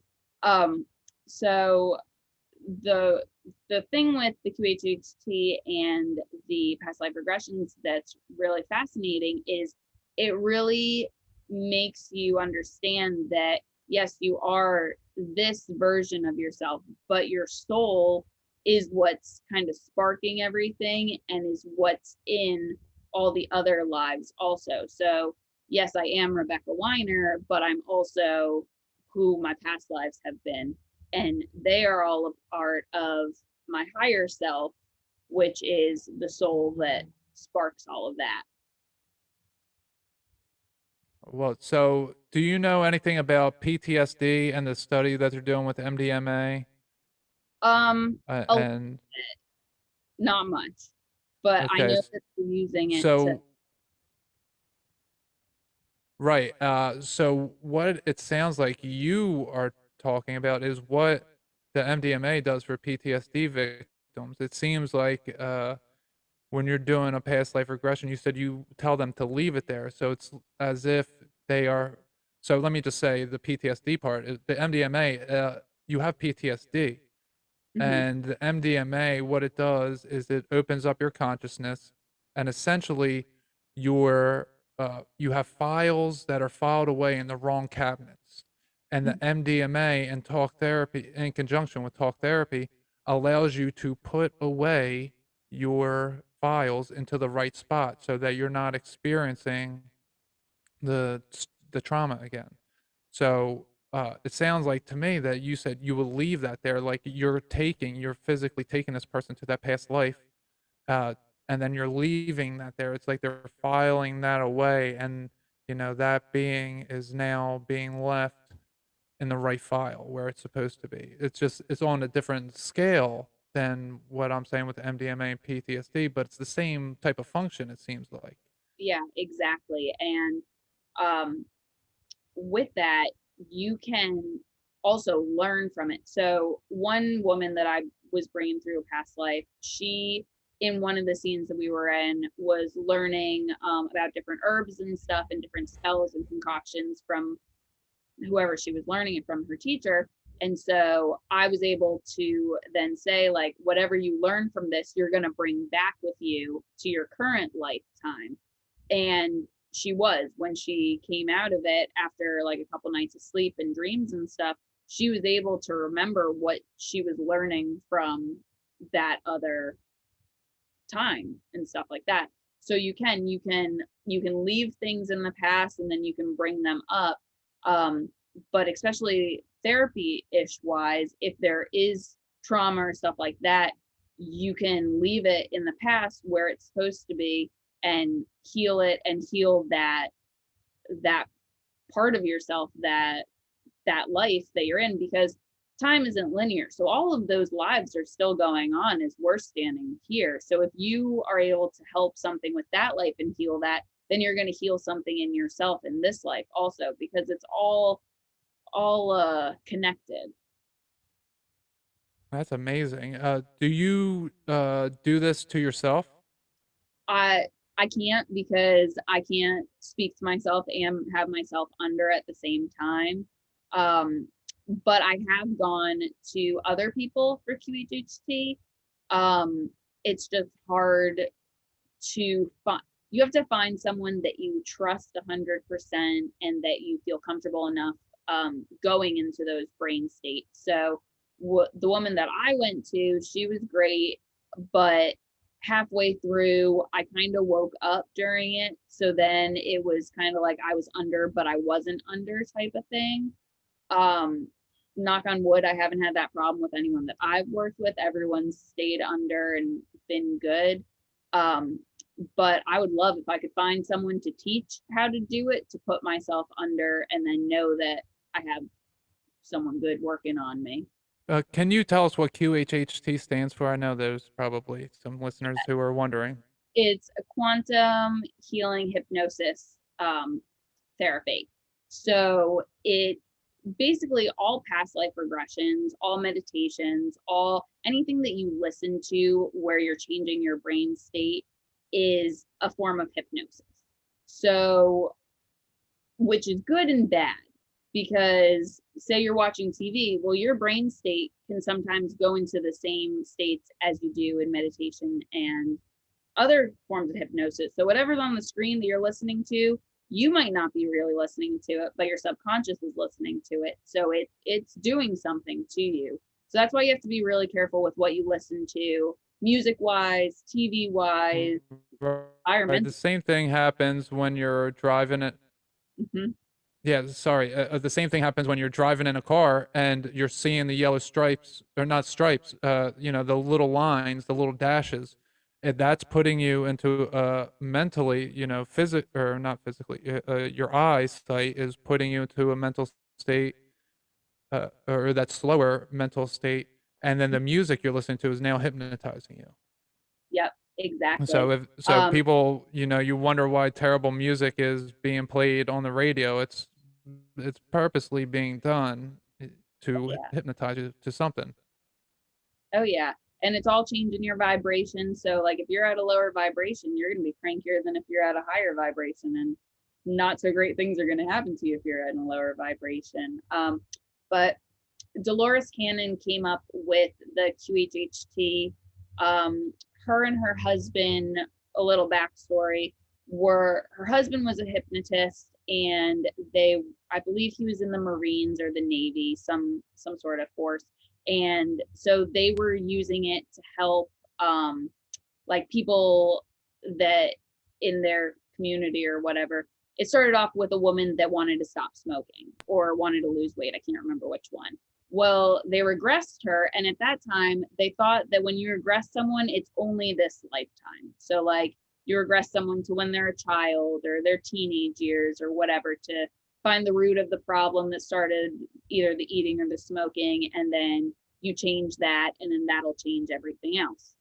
Well, they brought her back, and instead of being in this life, she was in a different life and was a whole nother character, different accent, all this stuff. So she learned she and him learned through this woman, that you could go to different lives. You can go to in between lives where you're just the soul hanging out and all these different things. So throughout her lifetime, she mapped out kind of how to bring people back through different lives, how to jump from life to life, how to jump in between lives and stuff like that. And then eventually how to speak to the subconscious to help with the healing and understanding and stuff like that. She's no longer with us or anything like that, but it continues through her daughter and their company and stuff like that. And I can't say enough but good things. And if anyone listening is interested at all, her books are amazing. I listen to them on Audible. Listen to them. They're really great. See, what you do, I do that to myself in meditation. That's why I asked if you do it, because I put myself in a trance, and I am able to speak to, there's several different layers that I can get to. I speak to first my conscience. So I just want to bring it back to where you were saying it earlier, how you were observing you and you're like, who's that and who's that? Well, you know, that's a very real thing, because I can speak to my conscience body, but then I can also, you know, from a higher state, but then from a lower state, I can talk to my higher self, and I can ask my subconscious, I can ask different things. And then there's, like you said, there's a larger ring of subconscious, that's the collective subconscious. And then there's above that, there's the unconscious. And I can speak to all four of them. And, you know, I guess my perspective changes depending on who I'm talking to. But I can ask anything and I can get answers. I actually had it happen to me very strongly, like in the last week or two, that my girlfriend was asking me questions. You know, the chemtrail planes that you'll see. Yeah. She was asking questions about that, and it channeled through me that, you know, I might not want to say it here. I'll tell you afterwards.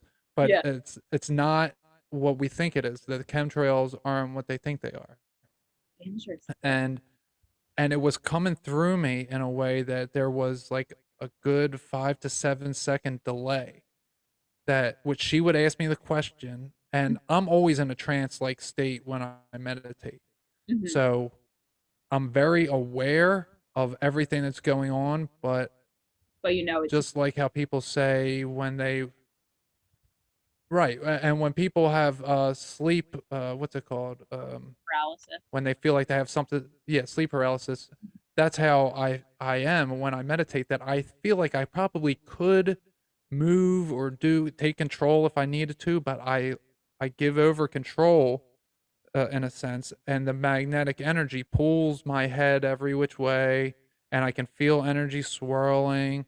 And you know, it was the first time that it happened the way it did, that she would ask and there would be like a 5 to 7 second delay, and then it literally, the words were just flowing out of me. But usually it's, I'm interpreting the psychic information that I get, like it hits my brain in a certain way, and it gives me general feelings and ideas, and then I interpret it. But the way that it happened then was, it was like, no, it was literal words that were coming out. So I'm accessing different parts, but every time I meditate, I always put myself in a trance, and I don't need to meditate to do it any longer. It's, you know, if energy will just come over me. If I was just to, you know, take a hit of a bong, I would just be so connected, and it would be like, as soon as I light, you know, the lighter, I would be like, all of a sudden my consciousness is already raised through the roof, and I could access so many different things. Oh yeah, marijuana. But you know, it's too much. Yeah. Gets to be too much. I've actually been doing the CBD flower Oh, me lately, too. and that's getting to be a lot too. Yeah. Have you? Yeah. I Yeah, had to, it's getting to be a lot for me though. yeah, I had to stop smoking weed as much as, I mean, I love marijuana. Like, she is my homie. Like, she is my favorite plant medicine. when I was in Sedona, I got way too activated on her, and I was told by Archangel Michael in the flesh that I can't smoke weed anymore because I'm too sensitive, and when I do, it opens my channel up way too much. Like I've since then left my body while smoking. Like my body just falls to the ground, my consciousness goes somewhere else, and then I come to. So I have to be really careful with that. But CBD flower, I've been smoking way more, and even that, I still get super high off of it, and it's interesting. So your physical body would literally fall over if you. One time it did. Well, it did it twice that day. I was back. Oh, are we, Oh, can you hear me? hold on. Okay. So, Okay, yeah, now it's back. It was going in and out. wonky. Um, so I was facilitating a DMT ceremony, and at that point, I wasn't really smoking a lot of weed afterwards, because of the stuff that happened in Sedona and the messages that I got out there. I was very, very like iffy about it and didn't really want to touch it other than CBD. And when I was facilitating, I kept being told, smoke a joint, smoke a joint, smoke a joint. And so I was like, all right, the medicine is telling me that it's okay. I was at my house facilitating just a one-on-one. I was in a safe place with a safe person, someone that I was dating at the time. And so I was like, hey, the medicine is telling me that I can smoke weed right now. You want to smoke a joint? So we did, and everything was fine. And maybe like half an hour goes by, and I get up and I'm standing there talking, and all of a sudden I hear wah, wah, wah. And all of a sudden, this light comes out of nowhere. And I was like, I don't know what's happening. And I guess my body just kind of fell forward. I was standing like next to my bed, and I hit my head on like the metal post or whatever. And I came back to, and I was kind of like, I don't know what's going on, looking all around, because I came back spotty. And the guy that I was dating, he's like, what is going on? Are you okay? And I was like, I don't know what's happening. And all of a sudden I heard it again, wah, wah, wah. And I mean, like, it was the most energy I've ever heard, ever felt. Like, not just hearing, like the lights of it too. And then next thing I know, I was on the ground with my, like, holding my hands over my ears, shaking just because my vibration was changing. And thankfully he like got to the other side of the bed and caught my head before I fell. And when I came to, I was like, I didn't know where I went or anything like that. Like, my consciousness kind of shut down, or my subconscious took over. And I was like, I don't want to go back. I don't want to go back, because I started hearing it again. So like I was grabbing anything I could to ground me. I made him like kiss me to make me stay here. And then for the rest of that night, I was vibrating so much energy that he had to walk away from me. Like, I couldn't get off the floor for about 2 hours. And I'm just like sitting there shaking. Oh, wow. And thankfully he was spiritually into all this kind of stuff.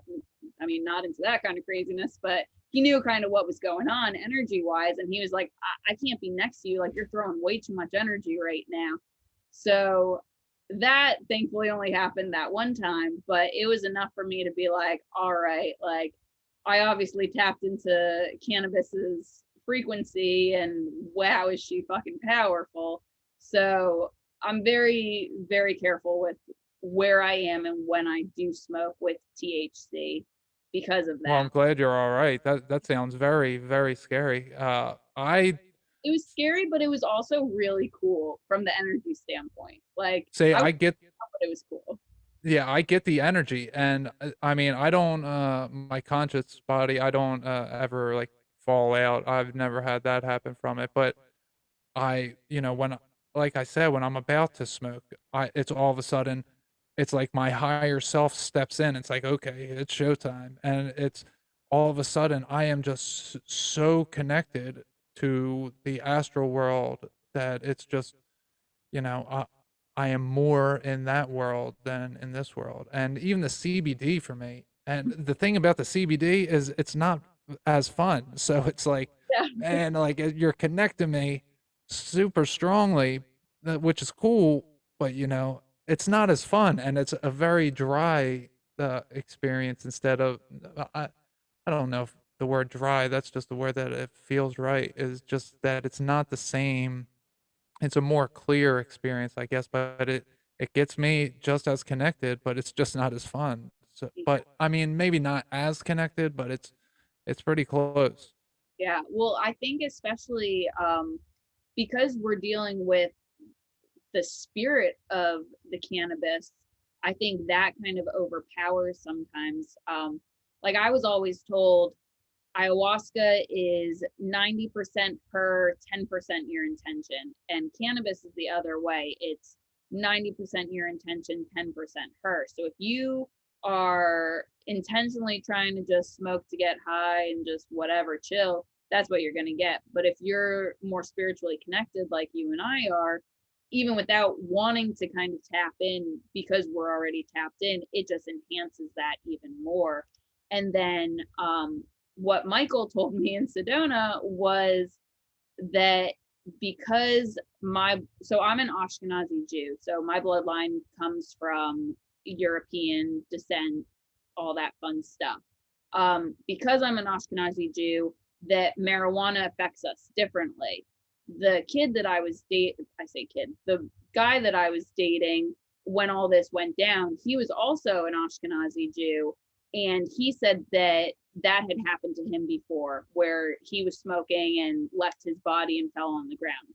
So Oh I don't wow, know what that kind of connection does. If anyone listening does, send me a message.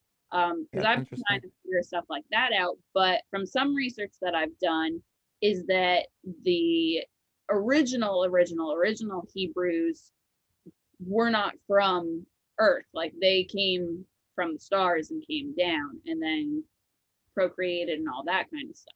So I don't know if maybe because marijuana technically doesn't come from here also. I've heard that it was brought here from other beings also, that maybe there's a connection with that. I don't know. And maybe the reflector thing also. I don't know.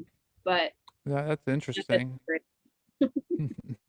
Well, that's super interesting. I don't know that you could bring anything physical here though, because this is uh, for everything that I've ever gotten. That this is all of creation exists here, Mhm. and there's actually nothing that we could actually physically go to outside of Earth that we would just. So I don't know that. I hear people say that they've had past life. Past lives where they're in physical bodies, in physical places like Earth, but I get really strongly that's it's just not people No. aren't understanding what it actually is, that this is the only physical place and that all the dimensions do exist here, but it's just like do you ever see a billboard that shutters, that it'll flip and it's a new picture? That's what this is. So that you can't actually uh, there's not another physical place that we can come here. Like you said, the Hebrews come here from a different place. That's probably true. I'm picking that up right now. That's true, but it's not the physical person that comes from a new place. It's the spirit. So I don't know that a plant could be brought here. I don't, I don't know. maybe just like somehow they held onto it when the shutter switched, and they They're like, all right, we're good. yeah, yeah, something. Well, I do know mushrooms are from this place. Uh, like they're the ones that so out of any of the plants, I know that one is the one that is for sure exactly what this place gives you in order to help you wake up. Hmm. Yeah. So you done plant ceremonies and all. So which plants have you used? Or, I or which do you facilitate with? I'm sorry. Um, so I myself have consumed, well, I'll say this. The first psychedelic that I ever did was DMT last May. So in 2020. So other than that, all I did was smoke weed. And I started smoking when I was 17. So from 17 till 28, it was just weed. And then I kept hearing about DMT. A podcast I was listening to brought it up, started popping up like on Instagram things. People started talking about it to me. And then one of my friends gifted me some. So I set up my own little shamanic area in my house and facilitated for myself. And I was like, all right, let's do this thing. Just me. I videoed myself in case I had like a freak out or anything. Thankfully, I didn't. And it was wonderful. It was So great. is it the NN DMT? That what I did first was the crystal DMT. So the NN, and that you like heat it up in a pipe and you hit it 3 times. And the first time I went to this like pink palace place, geometrical shapes and stuff. And then the second time I watched a fetus turn into a cell turn into a baby. So it was fascinating. That's Uh, awesome. yeah, never did mushrooms or ecstasy or anything like that before that. So it was my first thing. So I really jumped in big. And then after that, I did mushrooms. They didn't really have an effect on me that time. I did LSD. It didn't really have an effect on me. And I thought maybe because I did the DMT that my tolerance just went up. After that, I did Cambo, which is a not psychoactive. It's a frog poison medicine that they burn gates as they call them gates. They burn points in your skin and then they put the medicine on for 20 minutes. It's for purging purposes. It's not fun. If you are looking for a fun time, Cambo is not it. But if you're looking to like clean your vessel and really like do the work, it's not amazing, but you feel great afterwards. So I did Cambo one weekend and then did Cambo the following weekend. And then after I did Cambo that weekend, I did Bufo, which is the 5-MeO DMT, which is the strongest psychedelic that there is. And that was fucking amazing. So that you smoke and it is complete ego death. Like you have a choice, but you don't really have a choice. And I surrendered completely to it. And what I remember from it is I hit the pipe, I laid back, everything started dissolving and pixelating. And then I was in a forest and someone was walking with me or walking me through the forest. And like I was me, I knew I was me. Then all of a sudden I was back in a different life and I knew that I was that person and that was my life. And I couldn't remember my Rebecca Weiner life. And then it went back like that a few times until it was just a black void of nothing. And I was just chilling in the nothingness and it was total peace and stuff. And then I came back to little by little, started seeing everything around me. And then that was the first time that I saw a spaceship also after that trip. And since then, I have done DMT ceremony style with vape pens and stuff like that. I don't facilitate the Bufo. I help with like the energy healing side of it and stuff like that. But the vape pen DMT, I facilitate a little bit here and there. And then mushrooms, unless it's like 5 grams, I don't really get anything. And even at the 5 grams, I see things, but I don't really get much other than that. And yeah, that's about it. But and I've done ayahuasca also 3 times. And the interesting thing with me with ayahuasca is nothing really happens. Like I'm there, I'm basically sober the whole time. I help facilitate the ceremonies that I'm drinking in. I can drink more than anyone else and I'll still be like, hey, how's it going? Like totally normal. So the woman that I sit with that does her ceremonies, she said she's only met a couple people that are like that it doesn't affect, but we're still trying to figure out what's going on with that with me.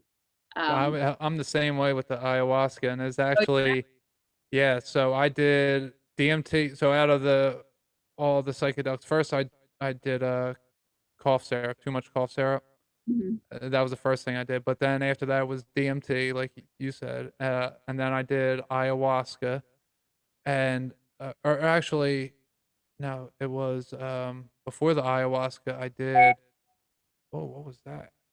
Oh, sorry, that was my computer. Oh, um, so after the DMT, I did. What was it? I can't think of it. I just had it a moment ago. But anyway, when I did the ayahuasca, I did cactus. Oh, In I've done San Pedro also. Yeah, San Pedro, and 4-ACO DMT. So 4-ACO DMT is really good. Yeah. And uh, so after that, I did ayahuasca, and when I did the ayahuasca, I nothing happened, but I had a couple big hurls, but nothing came out. So I guess I did purge something, but I mean, literally, I was pretty upset that I was still sober. Because I Yeah. was still experimenting at the time. I wanted to get high, and nothing happened. Yeah. Uh, yeah, so that was disappointing. But so I did ayahuasca this second day because you're supposed to do several days in a row. So the second day I did it, I got that Mother Aya isn't going to help me. That I should go to uh, the Father Mushroom. That I should. Uh, Really? yeah, and that's when I was like, oh, I don't need to do any other psychedelic. Like just mushrooms. Psilocybin's good. Yeah, a Father psilocybin. That's what I was told. Father psilocybin. So that's what worked for me.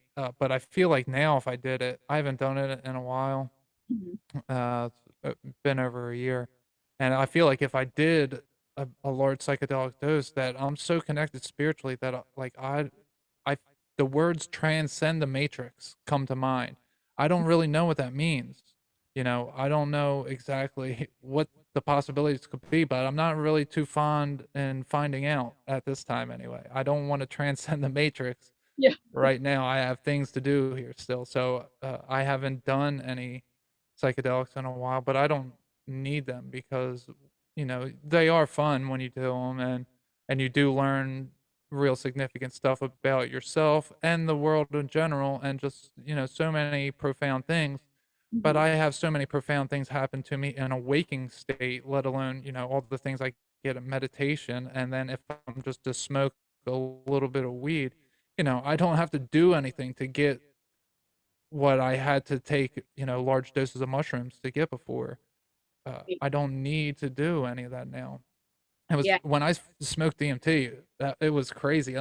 I was looking at my doorway. So after, the first time I only made it to the waiting room, what they call the waiting room, where you see the different colors, but you never blast off. Mhm. And then the second time I did it, I blasted off, and then the third time I did it, I kept my eyes open Mhm. to see what happened, and the whole world just started bubbling away, and I was like, "Oh, I can't keep doing this," and I closed my eyes. But right before I closed my eyes, I was looking at my door jamb of my. I was in my bedroom. This was when I lived in out near Philly. I was in my bedroom. I'm looking at the door jamb, and the door jamb just opened up, and I just, I saw everything bubbling away, and my consciousness just went whew, right through. Oh, actually, I forgot to say I tried what's this salvia, the Oh, worst salvia divornum, yeah. the worst thing ever. It scared the living shit out of me, I can see and that. it was yeah, it's like DMT's like ugly like cousin. Like it is so horrible.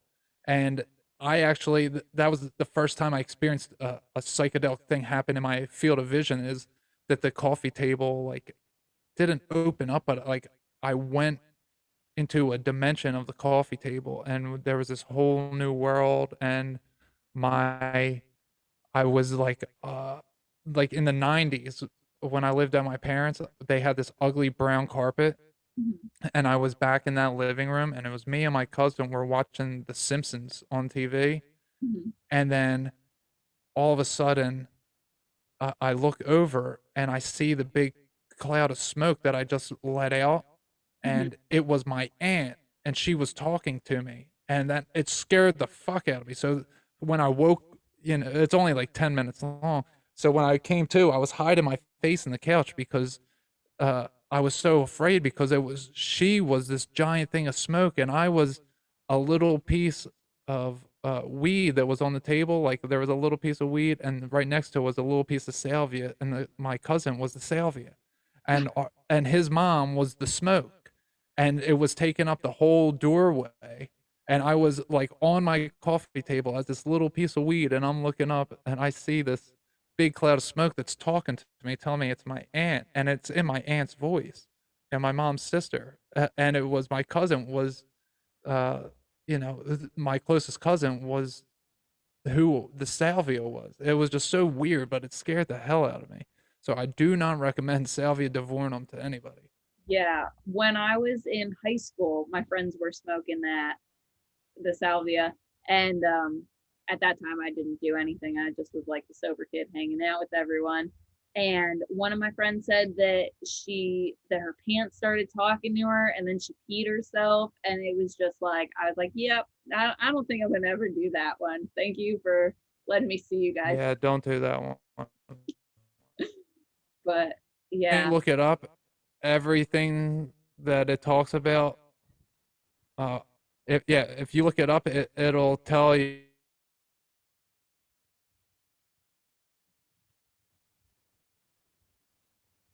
Oh, you cut out for a second.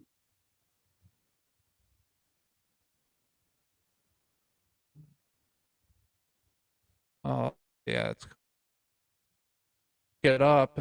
It'll Everyone who talks about it says all their experiences on.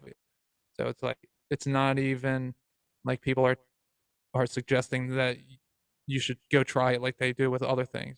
Yeah, yeah. We'll let other people do that. Yeah. Um. So you've been facilitating now for a year. You said you're working with like a shamanic group Um, down in Florida. yeah, kind of, sort of. So I'll end up going down for ceremonies and then end up working with them in the ceremonies, which is really cool. The first time it happened was the first Aya experience I ever went to. Um, Someone was having a hard time letting a lower vibrational energy come out of them. And when I was working, when I was there in the beginning of the day, so the Aya ceremony was that night. In the beginning of the day, I was given rattles to help during the Cambo ceremony. So I worked the room and energy during those ceremonies with the rattles. So when it came to the Aya ceremony, like I was like, all right, I'm here for myself, whatever. And I drank my cup. I was laying there, everything was fine. I saw a woman, and like she was laughing, and she was like, "Oh, they don't know what they're dealing with right now." And I laughed because I was like, "Oh," and this is all in my head that I'm seeing this. I was like, "Oh, haha!" Like they don't know what they're dealing with, thinking that that she was talking about like me, like, "Oh, you're special" or something like that. And I was just like, "Ah, okay." And come to find out, what she was talking about was the stuff that was going on with the guy. He was dealing with addiction stuff, and so trying to get rid of all of that, and that's the lower vibrational stuff. And so somehow a rattle ended up at the bed that I was at, and he was on the same side as me, and like other people that were facilitating were rattling and stuff. And so I picked up the rattle and started going at it. And she as in Aya, like kind of channeled through me, and she was working through me, I was working for her, type of thing. And there was a group of us, and basically like I was going with the rattle, and you could see the guy like moving his body and stuff with it and I was doing that from like sitting down on my bed. And it got to the point where he was like screaming, barking like a dog, like, and I mean, he's purging during all this. There were a ton of people there facilitating. And I got up and I was like, she's telling me I gotta work, like I gotta help this guy, like I gotta do something, like, is it okay? And at first everyone was like, no, like you gotta sit down in your bed and do your thing. And then everyone kind of realized that what was going on wasn't like a normal purge. So the facilitators were like, yeah, come on and help us up. And so, I mean, like, it was the most for the guy, it probably wasn't that amazing, but for me, it was, and the other people that were helping facilitate, it was amazing just watching the movement of the energy. And I would start at his tailbone and work it all the way up, and by the time I got to his head, he would start purging and stuff like that. um so ever since then, they have been super open to whenever I'm there in a ceremony, whether I'm drinking or just helping facilitate and stuff like that. They're like, all right, grab your rattles and start doing your thing.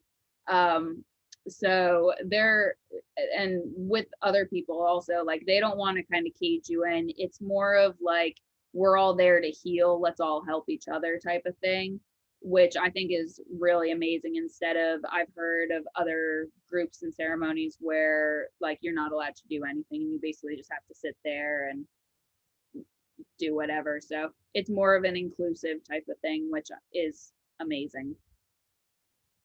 That sounds amazing. Yeah.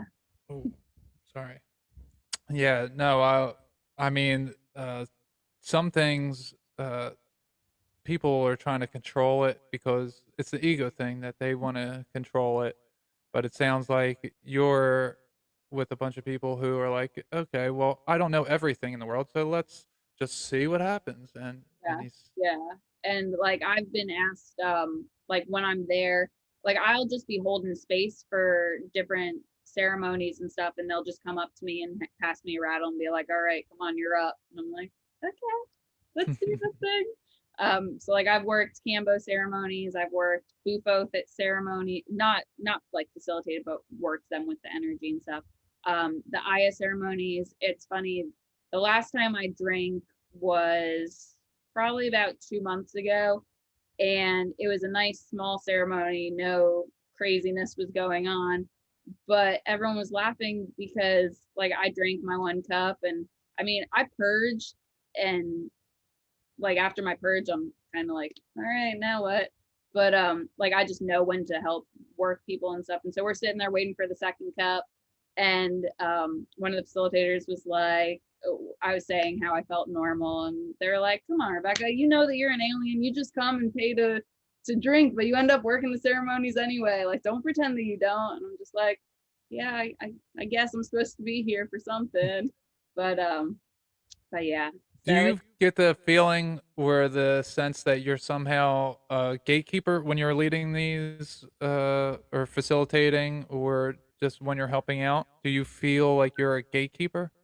um kind of, I've been told by other intuitive people that messages that they've gotten about me is that I can bring things into this world and remove things from this world. So I think that I'm at certain ceremonies for certain reasons.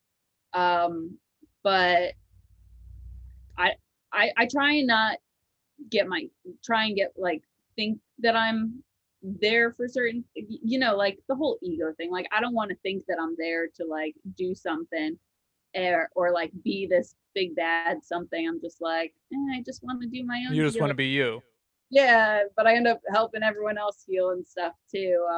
But especially what I've found in DMT ceremonies that I have facilitated myself is I can smoke as much as I want. If someone is there that I'm supposed to help facilitate, it doesn't matter. Like, I'm only going to a certain level and I'm there for them. Like, and it it's strange because I mean, you've smoked DMT, you know how it works. Like, if you're sitting there hitting it, hitting it, hitting it, you should be blasting off like crazy. And instead, like, I'm like tapped in and stuff, but I'm not going anywhere. Like, I'm meant to be there and help like them through Oh, what well, they do. that's interesting that you said that because the last time I did DMT, I was, so I facilitated to somebody first, and she got to experience it, and she had an amazing time. And Hmm. then I did it, and nothing happened really. Yeah. It was just, I mean, I got a little bit, but it wasn't like it was when I first did it.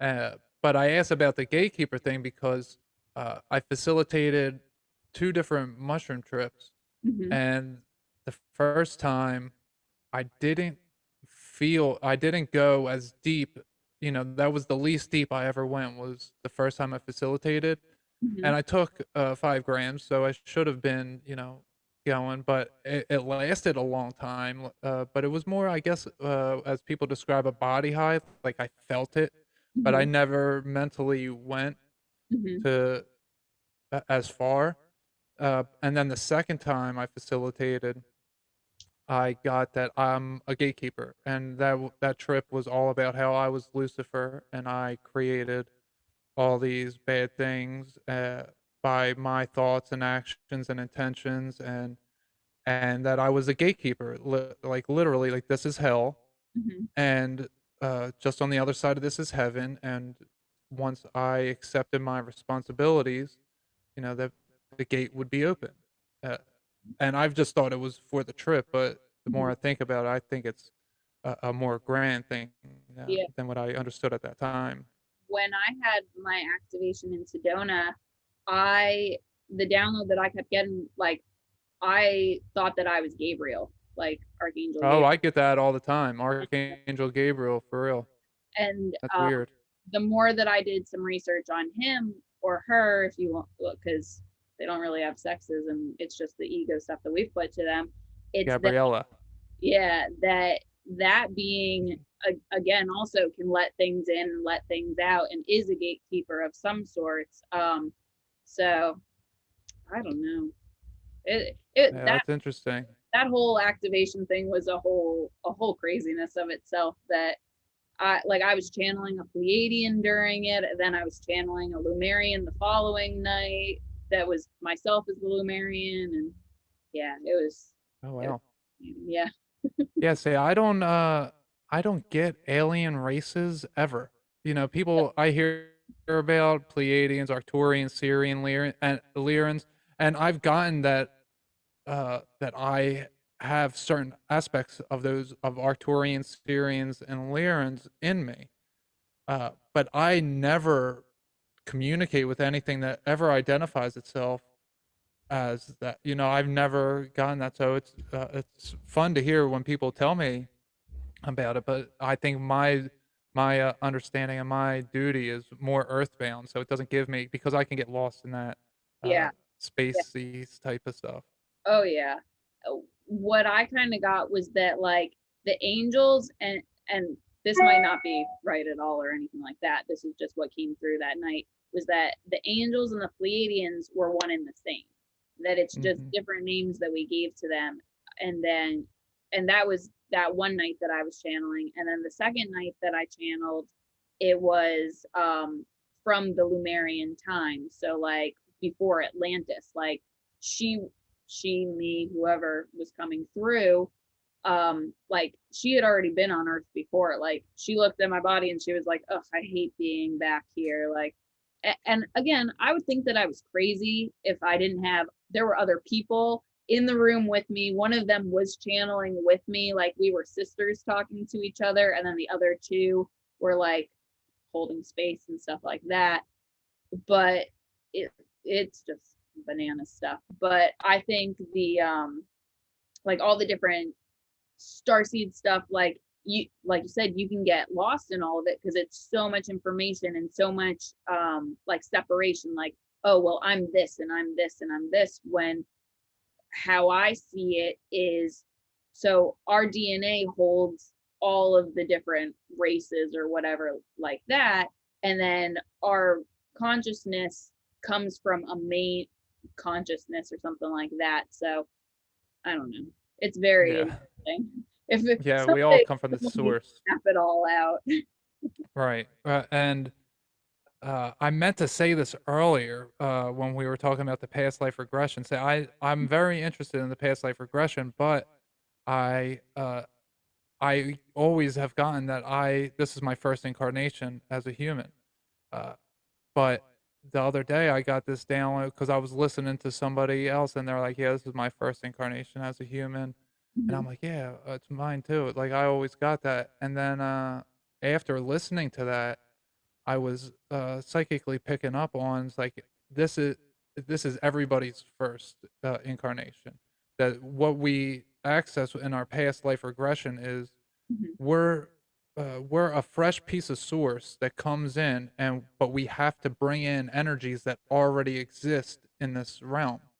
Okay. That these are energies that haven't moved on Mhm. for whatever reason, and we have to take on some of these. So we're a fresh piece of source, and just like a fresh snowball, you keep going, and you're picking up more and more consciousness, Mhm. and so you have your personality is basically determined off of the energies that are available to you when you're born, that you snowball into all of them, and then you have those quote unquote past lives.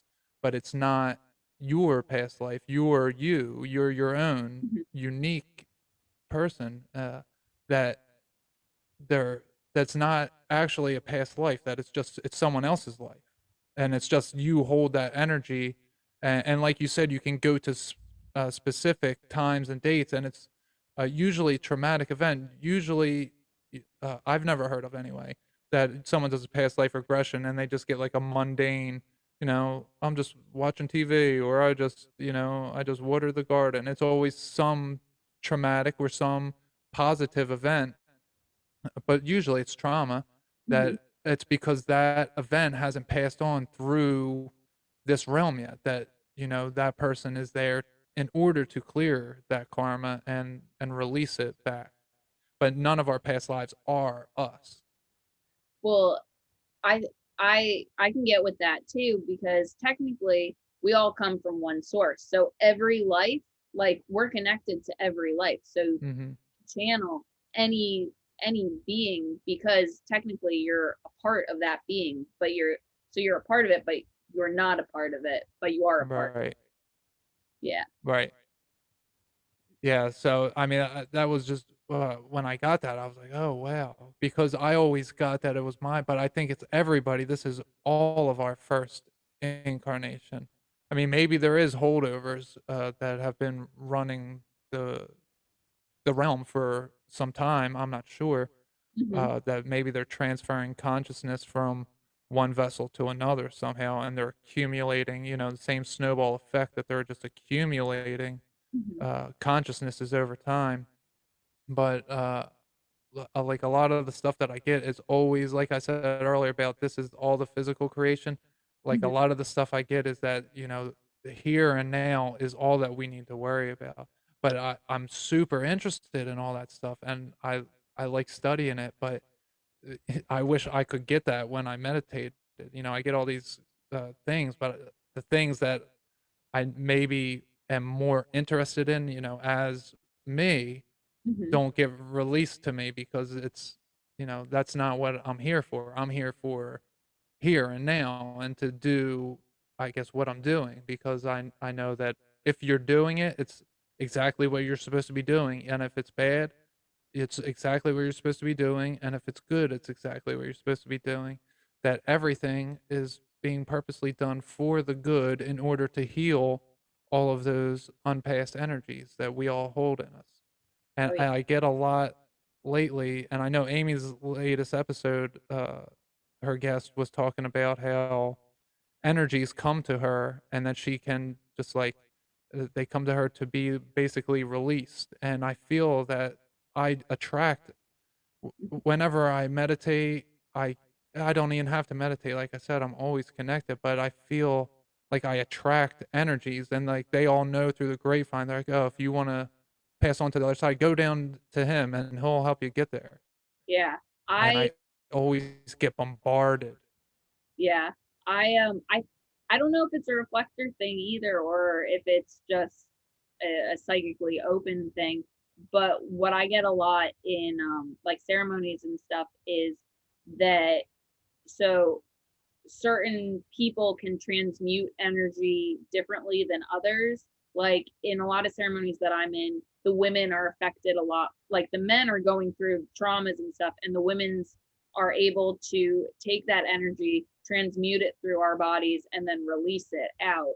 Mm, So, and with being reflector, since all of our channels are open, I think it's the same thing. Like energy can come to us, we can choose to absorb it, transmute it, and then send it out back into the womb of the universe type of thing.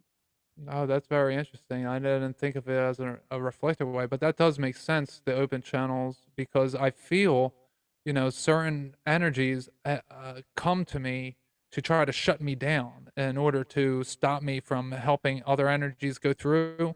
And Mhm. when they do that, what I do is I get them out of here. And I get them, it's going to sound very odd, but I probably maybe I shouldn't be doing. I don't know, but I get them to submit to Jesus.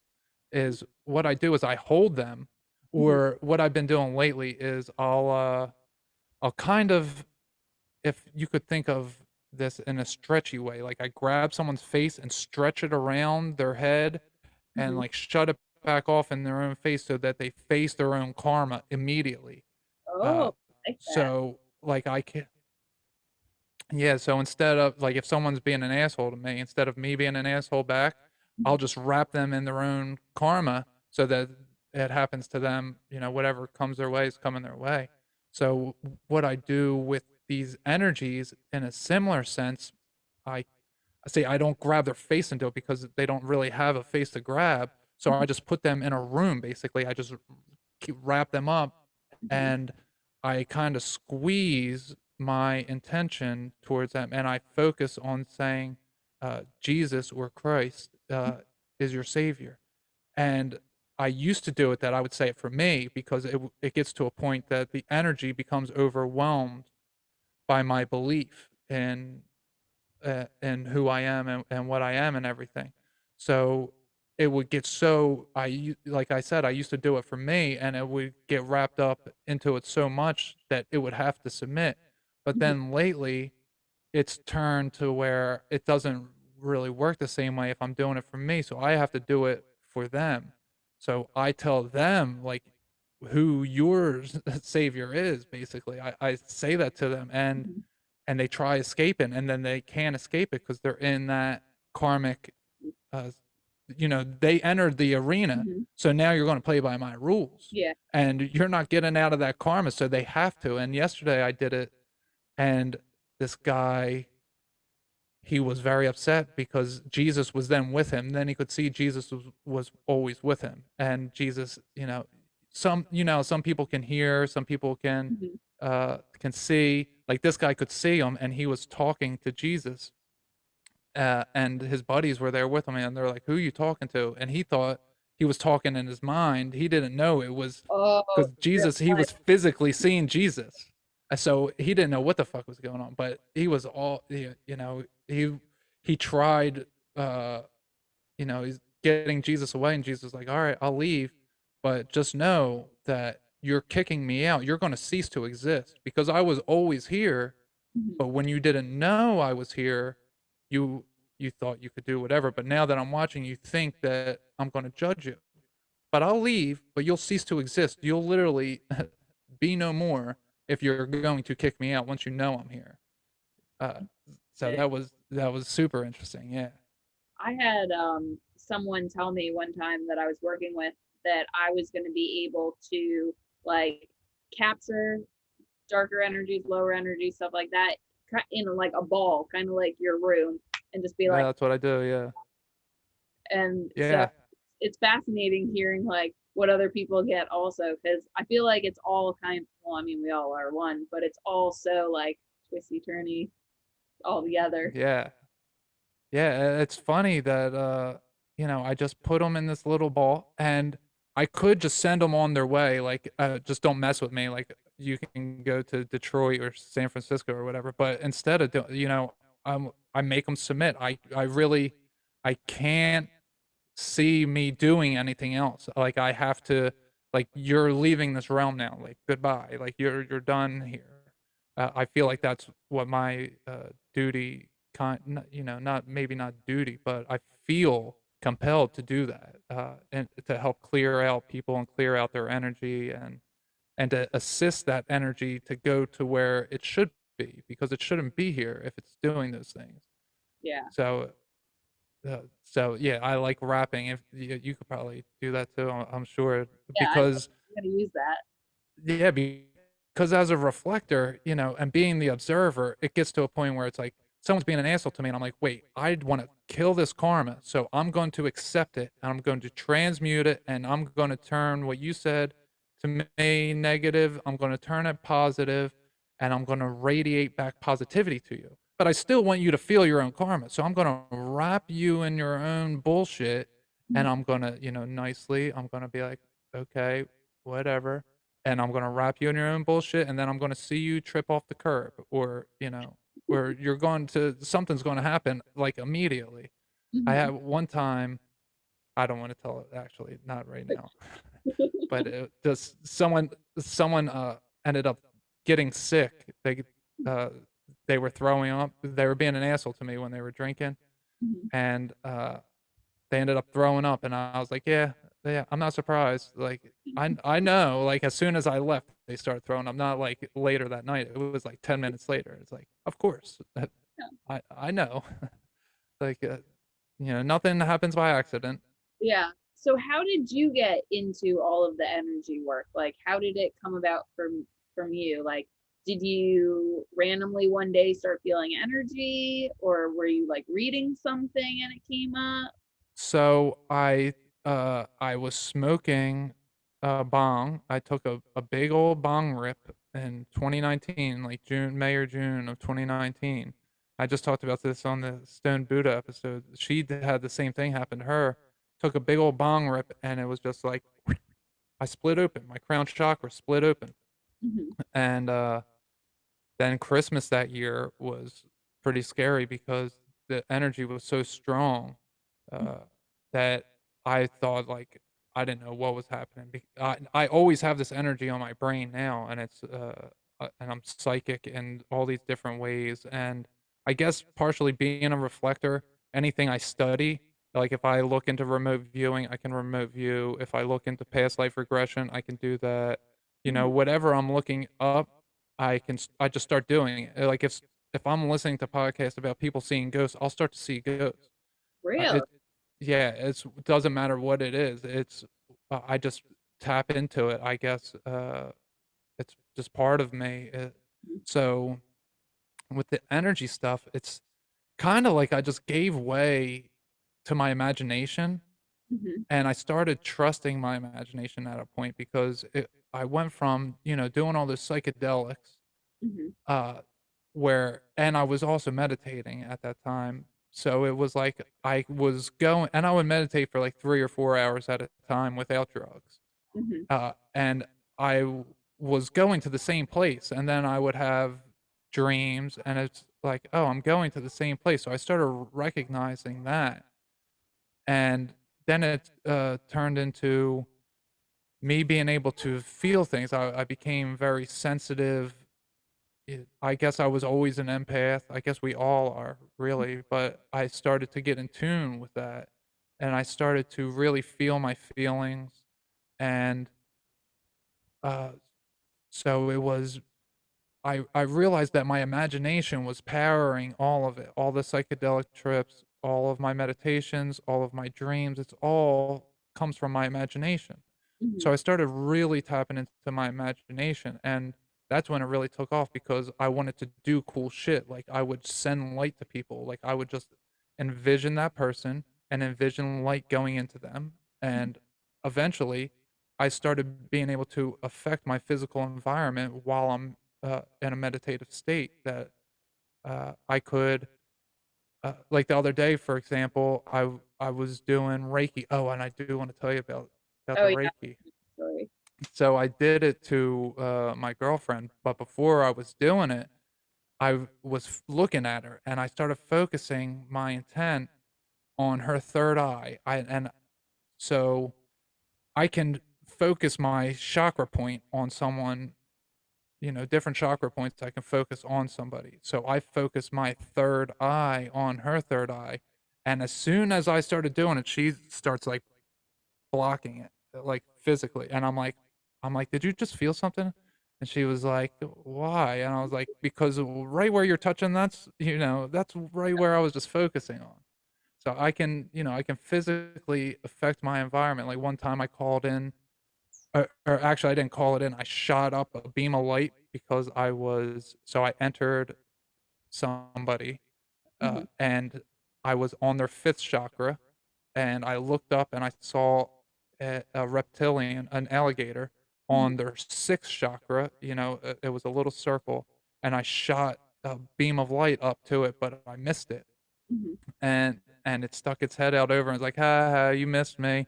And then all of a sudden, a huge light came reflecting down from God, and it just like destroyed the whole thing. And when Mhm. it did that, the light, or not the light, the electricity in my bedroom popped, and I could hear it pop, and I saw it flash, and it was like 4:30 in the morning, and I'm out on the porch meditating, and my Mhm. girlfriend was sleeping, or maybe she was just getting up, and I didn't know that the electricity popped until later that night when she told me what happened. But I started affecting my physical environment through meditation because of my imagination. So, anyone out there that maybe you're told you have an overactive imagination, or anything like that, that you're dreaming things like, yeah, that's exactly what you're doing. You're creating it through your imagination. So tap into your imagination.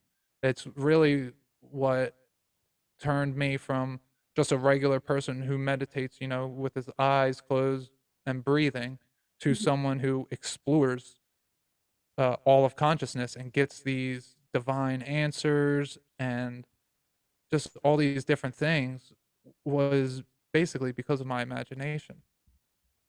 So I never was asked that. So that's a good question. I'm glad that you asked that. Oh, you're welcome. Do you want to hear the Reiki thing real Yeah, quick? yeah.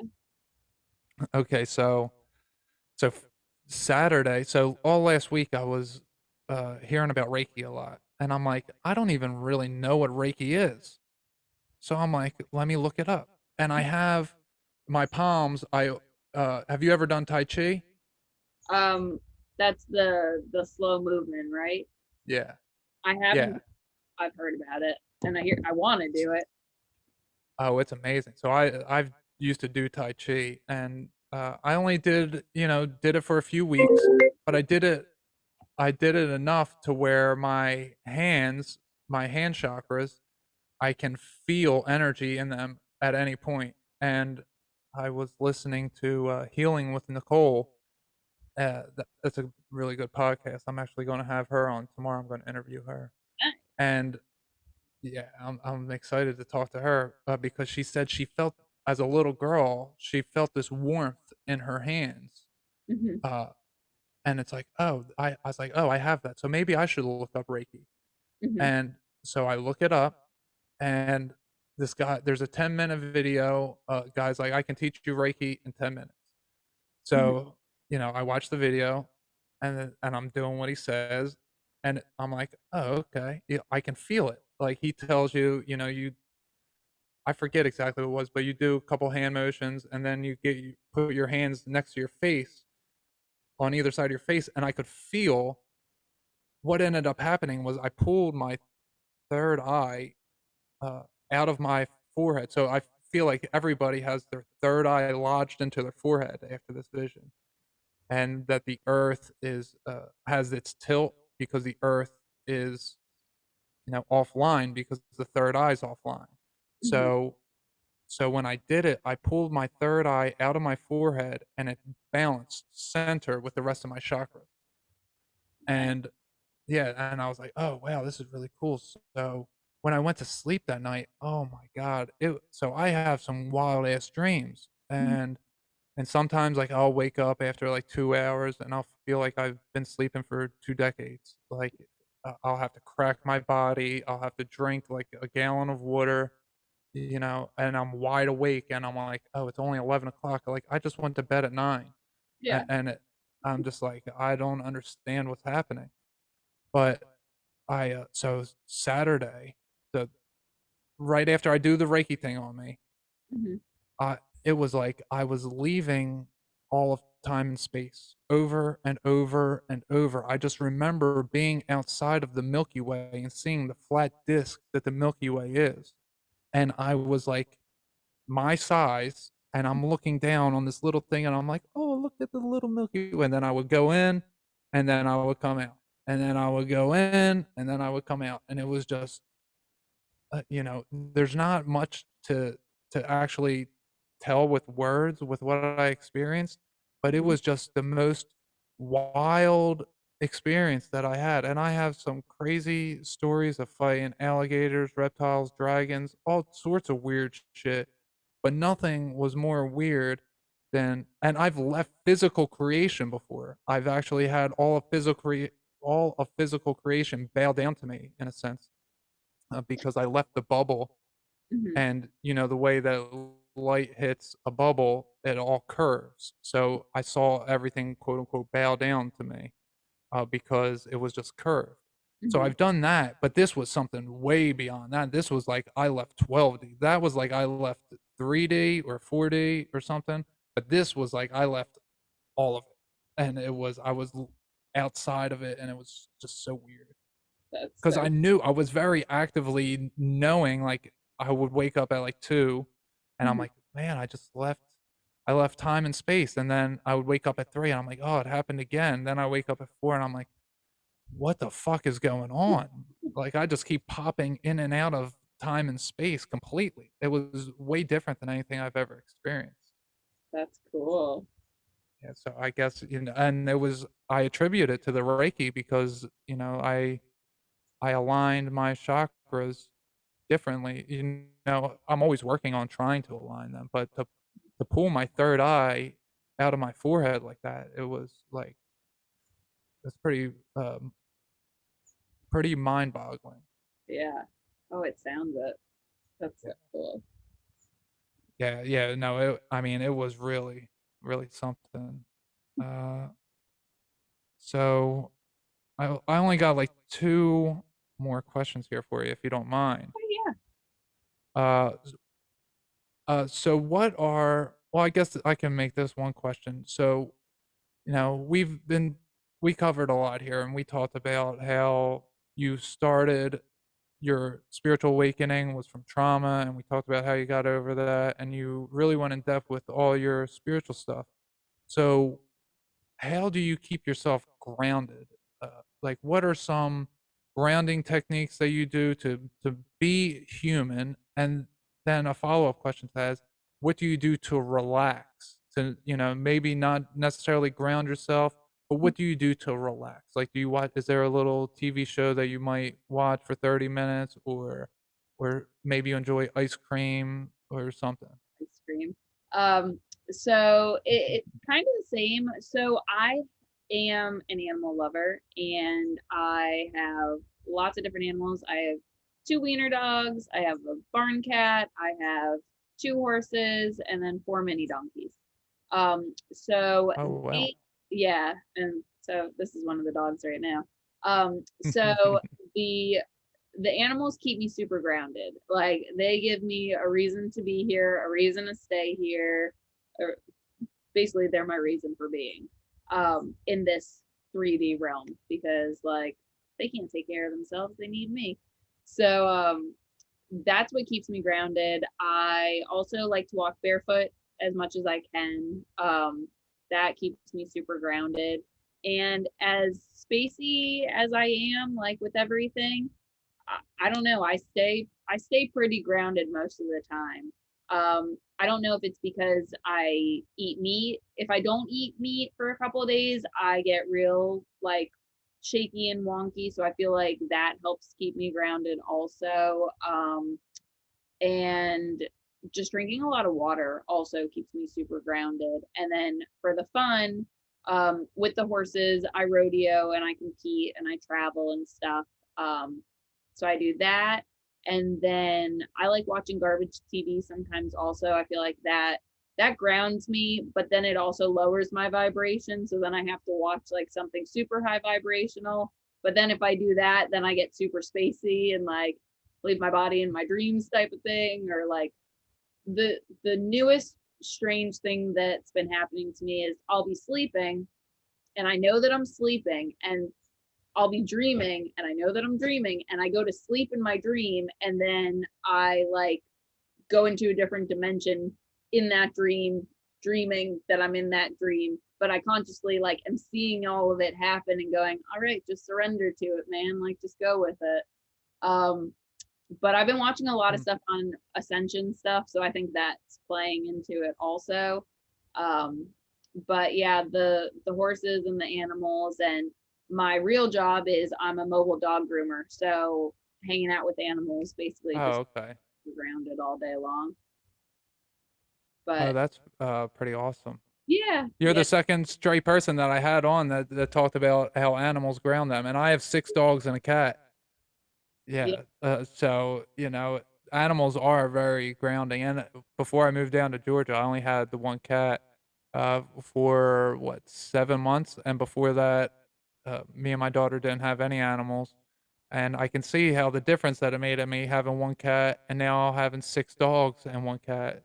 I can see how they do bring me lots of peace and joy. They're a pain in the ass with barking, Yeah, as any of my regular listeners hear. But I mean, they come over and lick you when you're in a bad mood, but then it puts you in a worse mood. But to them, they're like, "Oh, I'm trying to put yeah, you in a higher vibrational state. I'm trying to take away your pain." yeah. Now, does your cat ever meditate with you or anything? Because cats can, they Oh see yeah. reverse like form and stuff like that. I find Oh man. I vibe that my barn cat never comes up by the house because my dogs like try and kill him. But if I'm like drumming or like in a ceremony or anything, like he is right at the house, like looking around, like, "Ooh, what are you doing?"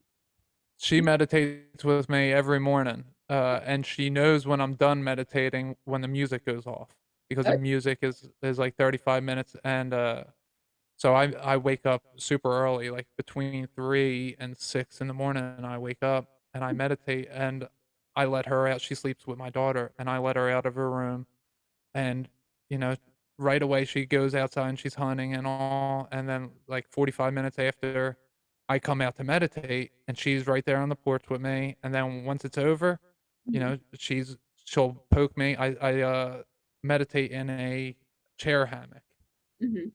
so it very much feels like I'm in a Merkaba, and Nice. it's awesome. Yeah, and she'll come over as soon as the music goes off. She'll come up and she'll poke me, and she's like, "Come on, it's time to go in." Yeah. Uh, it, yeah, we go on crazy adventures together in my dreams. She's a samurai. There's a whole, Cool. uh, yeah, I mean, there's a whole slew of things that her and I do. So yeah, it's funny that you say that about cats. I didn't know that that was a thing that other cats did. I thought that she was the only one. Like she comes, and one of the dogs likes meditating with me too. Oh yeah. Yeah, I don't know Yeah. if dogs see it, but I know cats in oh, God bless you. I know instead of like seeing a form, they see the energy first. So like if we're vibrating super high, instead of like the human form, they'll see all the like different thingy-majiggies Hmm. sticking out. Oh wow. Hmm. Oh okay, that's cool. I gotta look into that. I did not know that. Uh, so I have one more question here for you, and uh, I, I don't, I haven't said on this podcast. I don't think I've said that this realm is a video game to me. Hmm. Like I see that this is a video game. So that's how I see this. That this is a video game, and that we are here in order to become God, to see who has it in them, and that basically, and Jesus won. So it's like he set the example of this is what you're supposed to do. You're supposed to be God of yourself, Hmm. and be all loving no matter what, and just the attributes that are talked about. That's how I see the world. So, how do you see where we are and why we are? That's a good question. Um, I kind of see it like a video game-ish simulation type of thing that like, all right, so I'm here is Rebecca Weiner, but the controller or the player like is someone else. Like my consciousness is just a part of a bigger consciousness, and that's who's playing the earth role. And I'm not the only player. Like that consciousness has like tripled its consciousness into other beings. So it's like, all right, which one of me is going to come back to me, not first, but like is going to figure it out, type of thing. um and why we're here, that I'm not really sure. I mean, I've heard the whole like starseed thing of wanting to help. The earth sent out like an SOS message needing help, and so like other beings from other dimensions or places or space time decided to like lend their hand to help the human race and stuff like that. Okay. I could kind of get behind that, and that's why like some of us are not so pulled into the human stuff, like the more human stuff. And some people are more worried about the ascension stuff.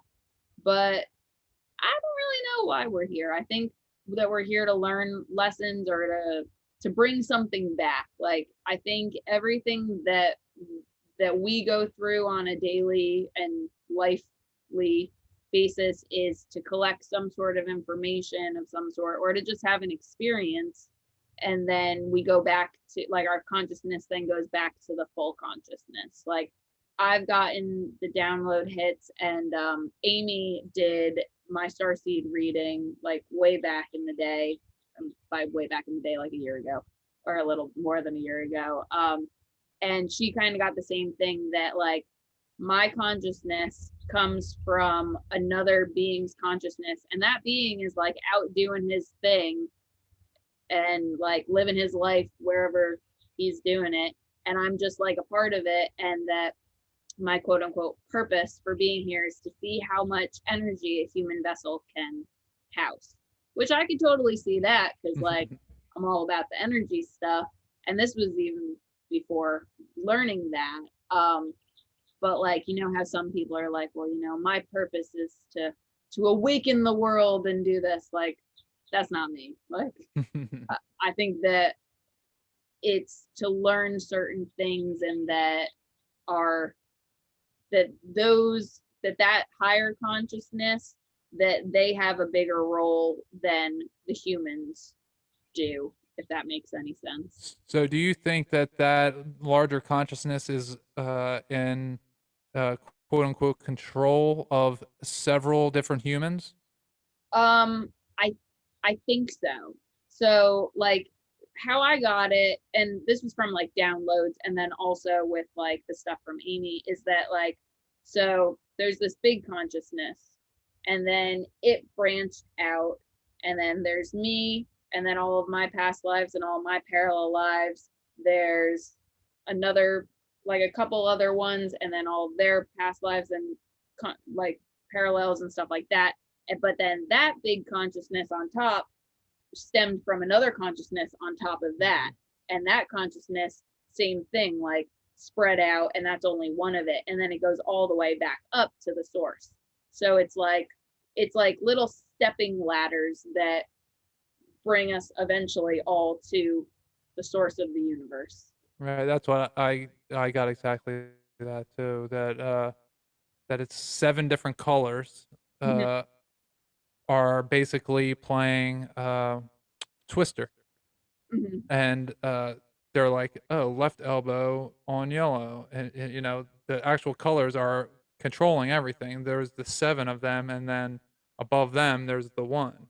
mhm. Uh, so uh, as far, I mean, that's interesting that the way that you interpreted the question was, or the answer that you gave is very interesting in the why we are here, because uh, you so you feel that humanity, not necessarily that you're separate from humanity, but you think that, or you have the impression that there is a group of quote unquote humans that were here first, Yeah, and that other beings came in to assist the humans, and now they are also human, but that's how they have to assist, yeah.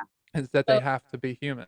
Yeah, so like my thinking is like, all right, Earth is trying to ascend on her own. And so she had herself, and then she includes like the plants, the trees, the grass, the animals, and the humans are part of that because they're a part of Gaia and Earth and all that kind of stuff. And so, like, she's ascending, so everything else is ascending its consciousness also. And the humans were kind of like stuck. And so that's when the other consciousnesses, beings from other dimensions, other places, whatever you want to call it, came in and they were like, all right, homie, we'll help you out.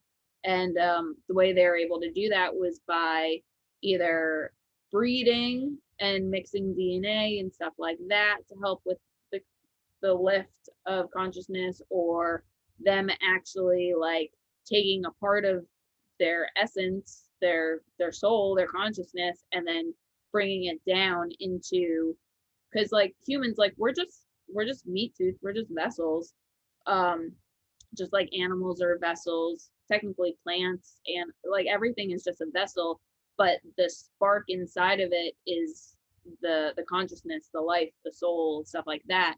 So like how I've kind of gotten is like animals are at a like a level 2. So like we're at level 3, they're at level 2, and the more that they transcend and become more, then they'll go to level 3 and stuff like that.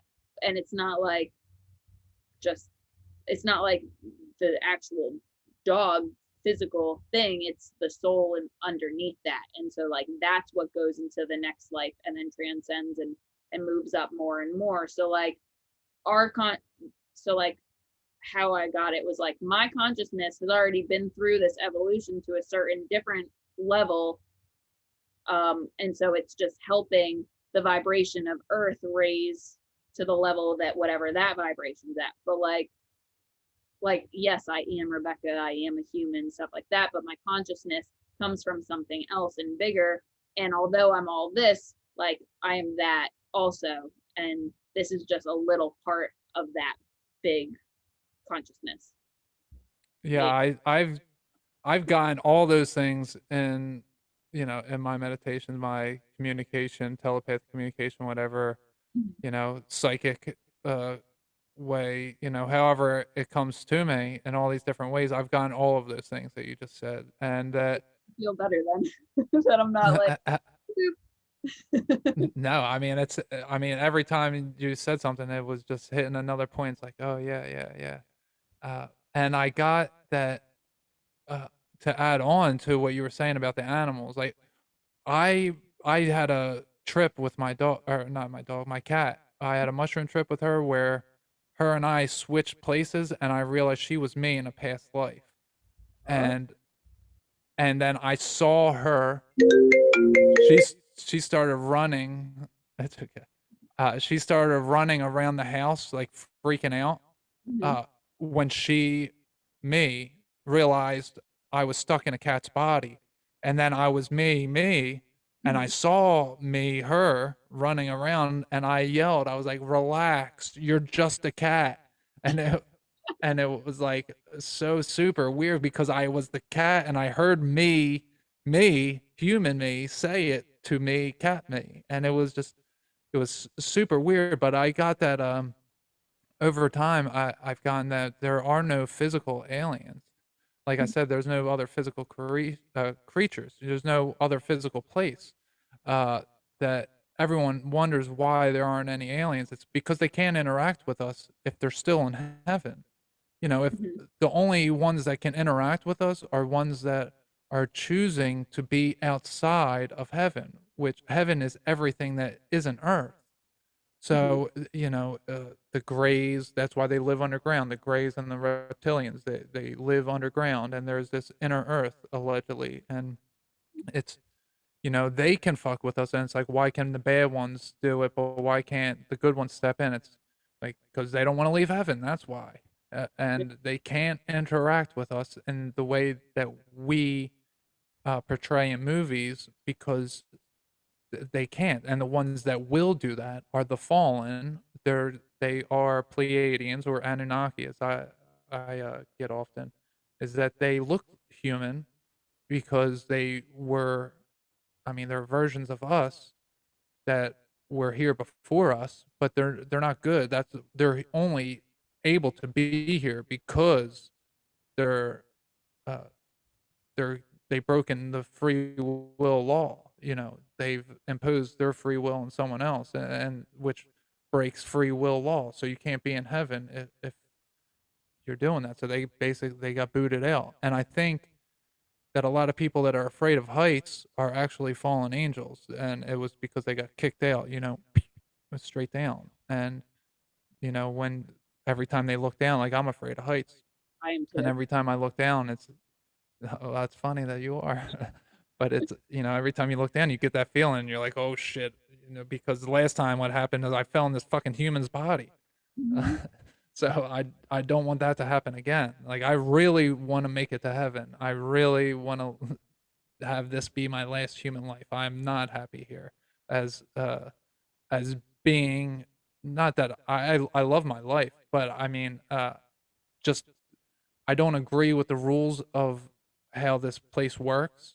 I don't like that it's others have influence as much as they do on us. I don't like how uh, people can, through magical means, can transfer their karma to other people, Yeah. and that they can be cleared off because of, you know, through these different methods that aren't natural.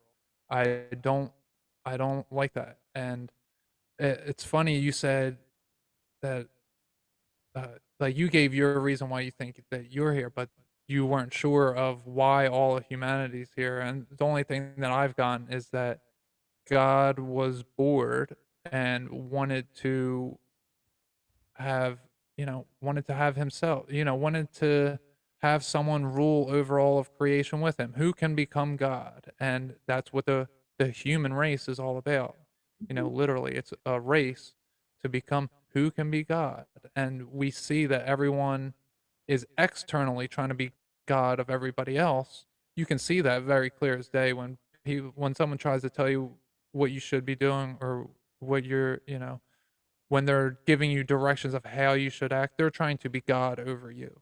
And instead of loving you and just being accepting you as you are and then holding themselves to that higher standard that they want to hold you to, you know, they're not, they have to be internal God. That's the way Jesus did it. And, you know, that's what I got for the humans, uh, that that were originally with Earth, I guess, Mother Earth, as you were suggesting. So I think that's why they are here, and I think that now maybe you and I aren't necessarily human, as you were describing it, um, but I think that now we're part of the game, and I think that we have to do that, especially as reflectors. I think that we have to show everybody through our own actions of Yeah. how to, of, you know, what we're supposed to do in order to leave the video game, and that we're not telling anybody you have to do it our way. We're just giving you options of this is how we did it, and you know that option's available to you if you were so inclined to try to win the game. Yeah. Yeah. Yes. It's an interesting thing being on Earth right now. Oh yeah. Yeah, and I think it's going to get a lot more interesting very quickly. Oh yeah. Yeah, I got that this summer is going to be a very, very, uh, very fun time. Well, maybe fun for some, but it's going to be a very strange time. This summer is going to be very strange.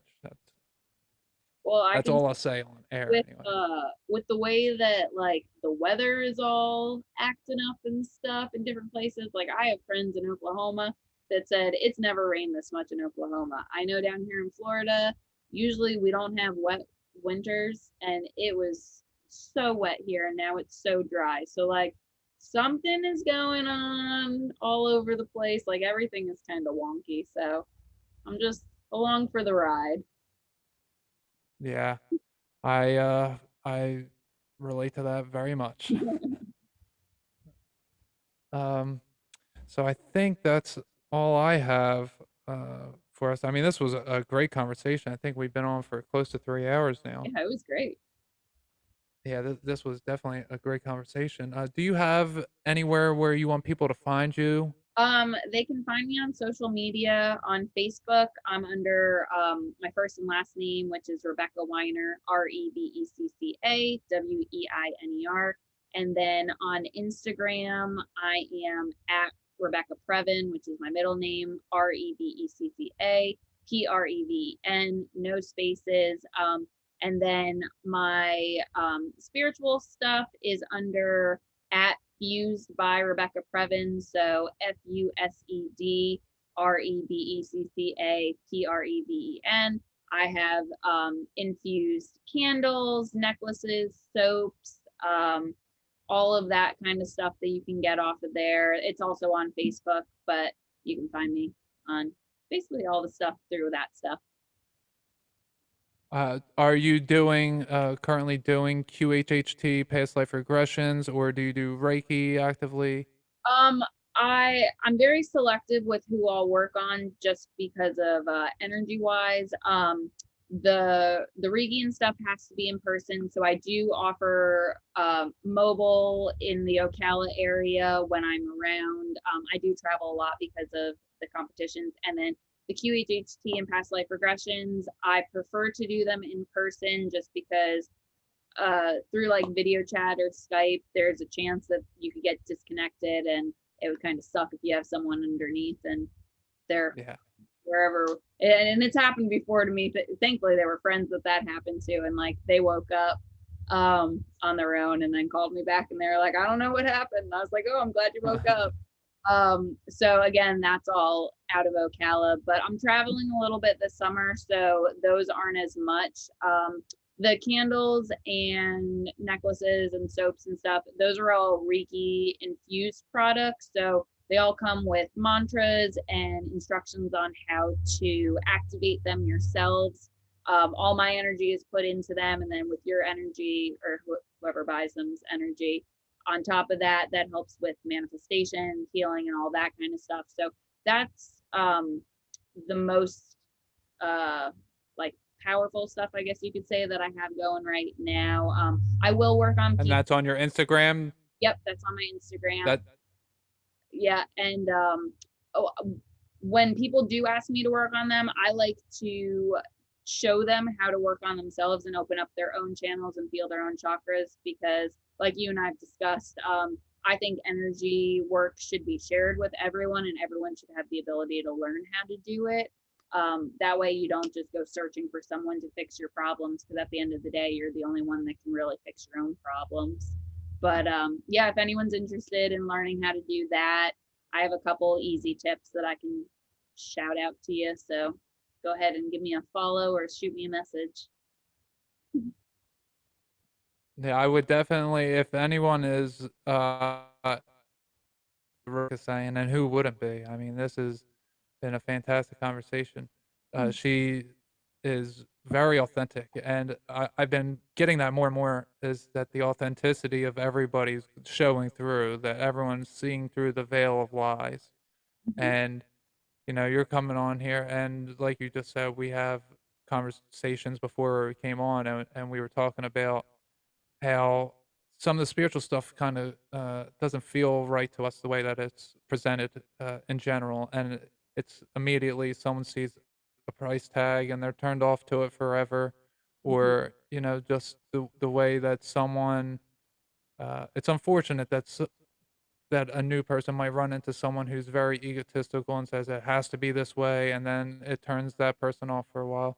So, uh, we're just on here kicking some information back and forth, and we're both aligning extremely well with what I've gotten versus what you've gotten, and we've never met before. We've talked a little bit, but this is the first time we've ever had a conversation, and I can tell that you're authentic. And if somebody is looking uh, for some guidance, you want someone who's authentic to give you that guidance, because someone that's going to tell you that their way is the way is not for you. It's it's anybody's way can work. That's, you have to find out for yourself by experimenting with, uh, what you do and who you're around.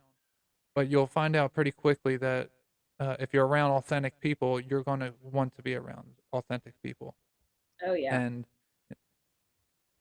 yeah, and you seem to be as authentic as you can come these days. So I recommend anybody that's uh, interested in any of the things that we discussed today, anything that you heard, you know, and you're looking for some answers, or maybe not some answers, but you want to have something new on your Instagram to look at, maybe some spiritual stuff.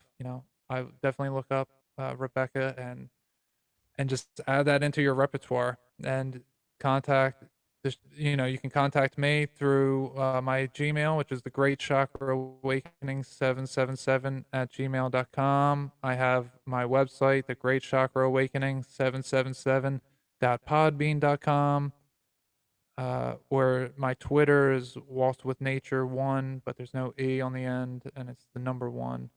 All the links I'll put in the description. So anyone who's listening, you just pull up the description and you'll be able to click on all my stuff and all of Rebecca's stuff. Uh, so is there anything else that you would like to say before we shut it down here? The only advice that I have to anyone is if you are looking for a quote unquote healer or something and someone says that they know everything and this and that, like, we all never stop learning. So don't fall for that. And you can heal yourself. It's great to have someone teach you and to learn and stuff, but just know that everything that they're doing, you can do. Don't feel like anyone is above you or anything like that. We all have these abilities, and I wish that more people knew that and felt confident with that. So hopefully, as time goes and we evolve, hopefully everyone decides to tap into this kind of stuff. Yeah, and I'll just add that there's one important note that if you're out there and you're listening to this and you're a spiritual person and you have a strong sense that you have to do something specific, that everything's going to go wrong if you don't do this thing, and you have to do this thing. That's You're being led by something that is not you. It's not true, because what is real and what is true is that there's many of us have our own individual jobs and nothing relies solely on one of us. We are all one. We are all humanity. And it's, we are the same. We come from the same source. We are the same source. So if you think that you're the one, you got to take a step back and evaluate where your mind is. And I like to do that through Jesus. I like to say Jesus is my center, and I turn to that, and I'm like, and maybe it's because I'm a reflector. I don't have what they call an internal authority. So I've tried all the other external authorities, drugs and sex and gambling and all sorts of stuff. None of those things worked. But what did center me was Jesus. So, if I just look at it, I'm like, what would Jesus do? That saying. So if someone's telling you, if you think you are Jesus, you're a part of Jesus, but you're not the one. There's not any one thing that you specifically have to do. You just have to live your life in the best way that you can. Just be the best human that you can be as often as you can be. That's all you ever have to do. So if you're having those frantic thoughts, please just try to get away from whatever is taking you to that place. All right. And with that, I think that's going to be everything. So goodbye, everybody. Bye.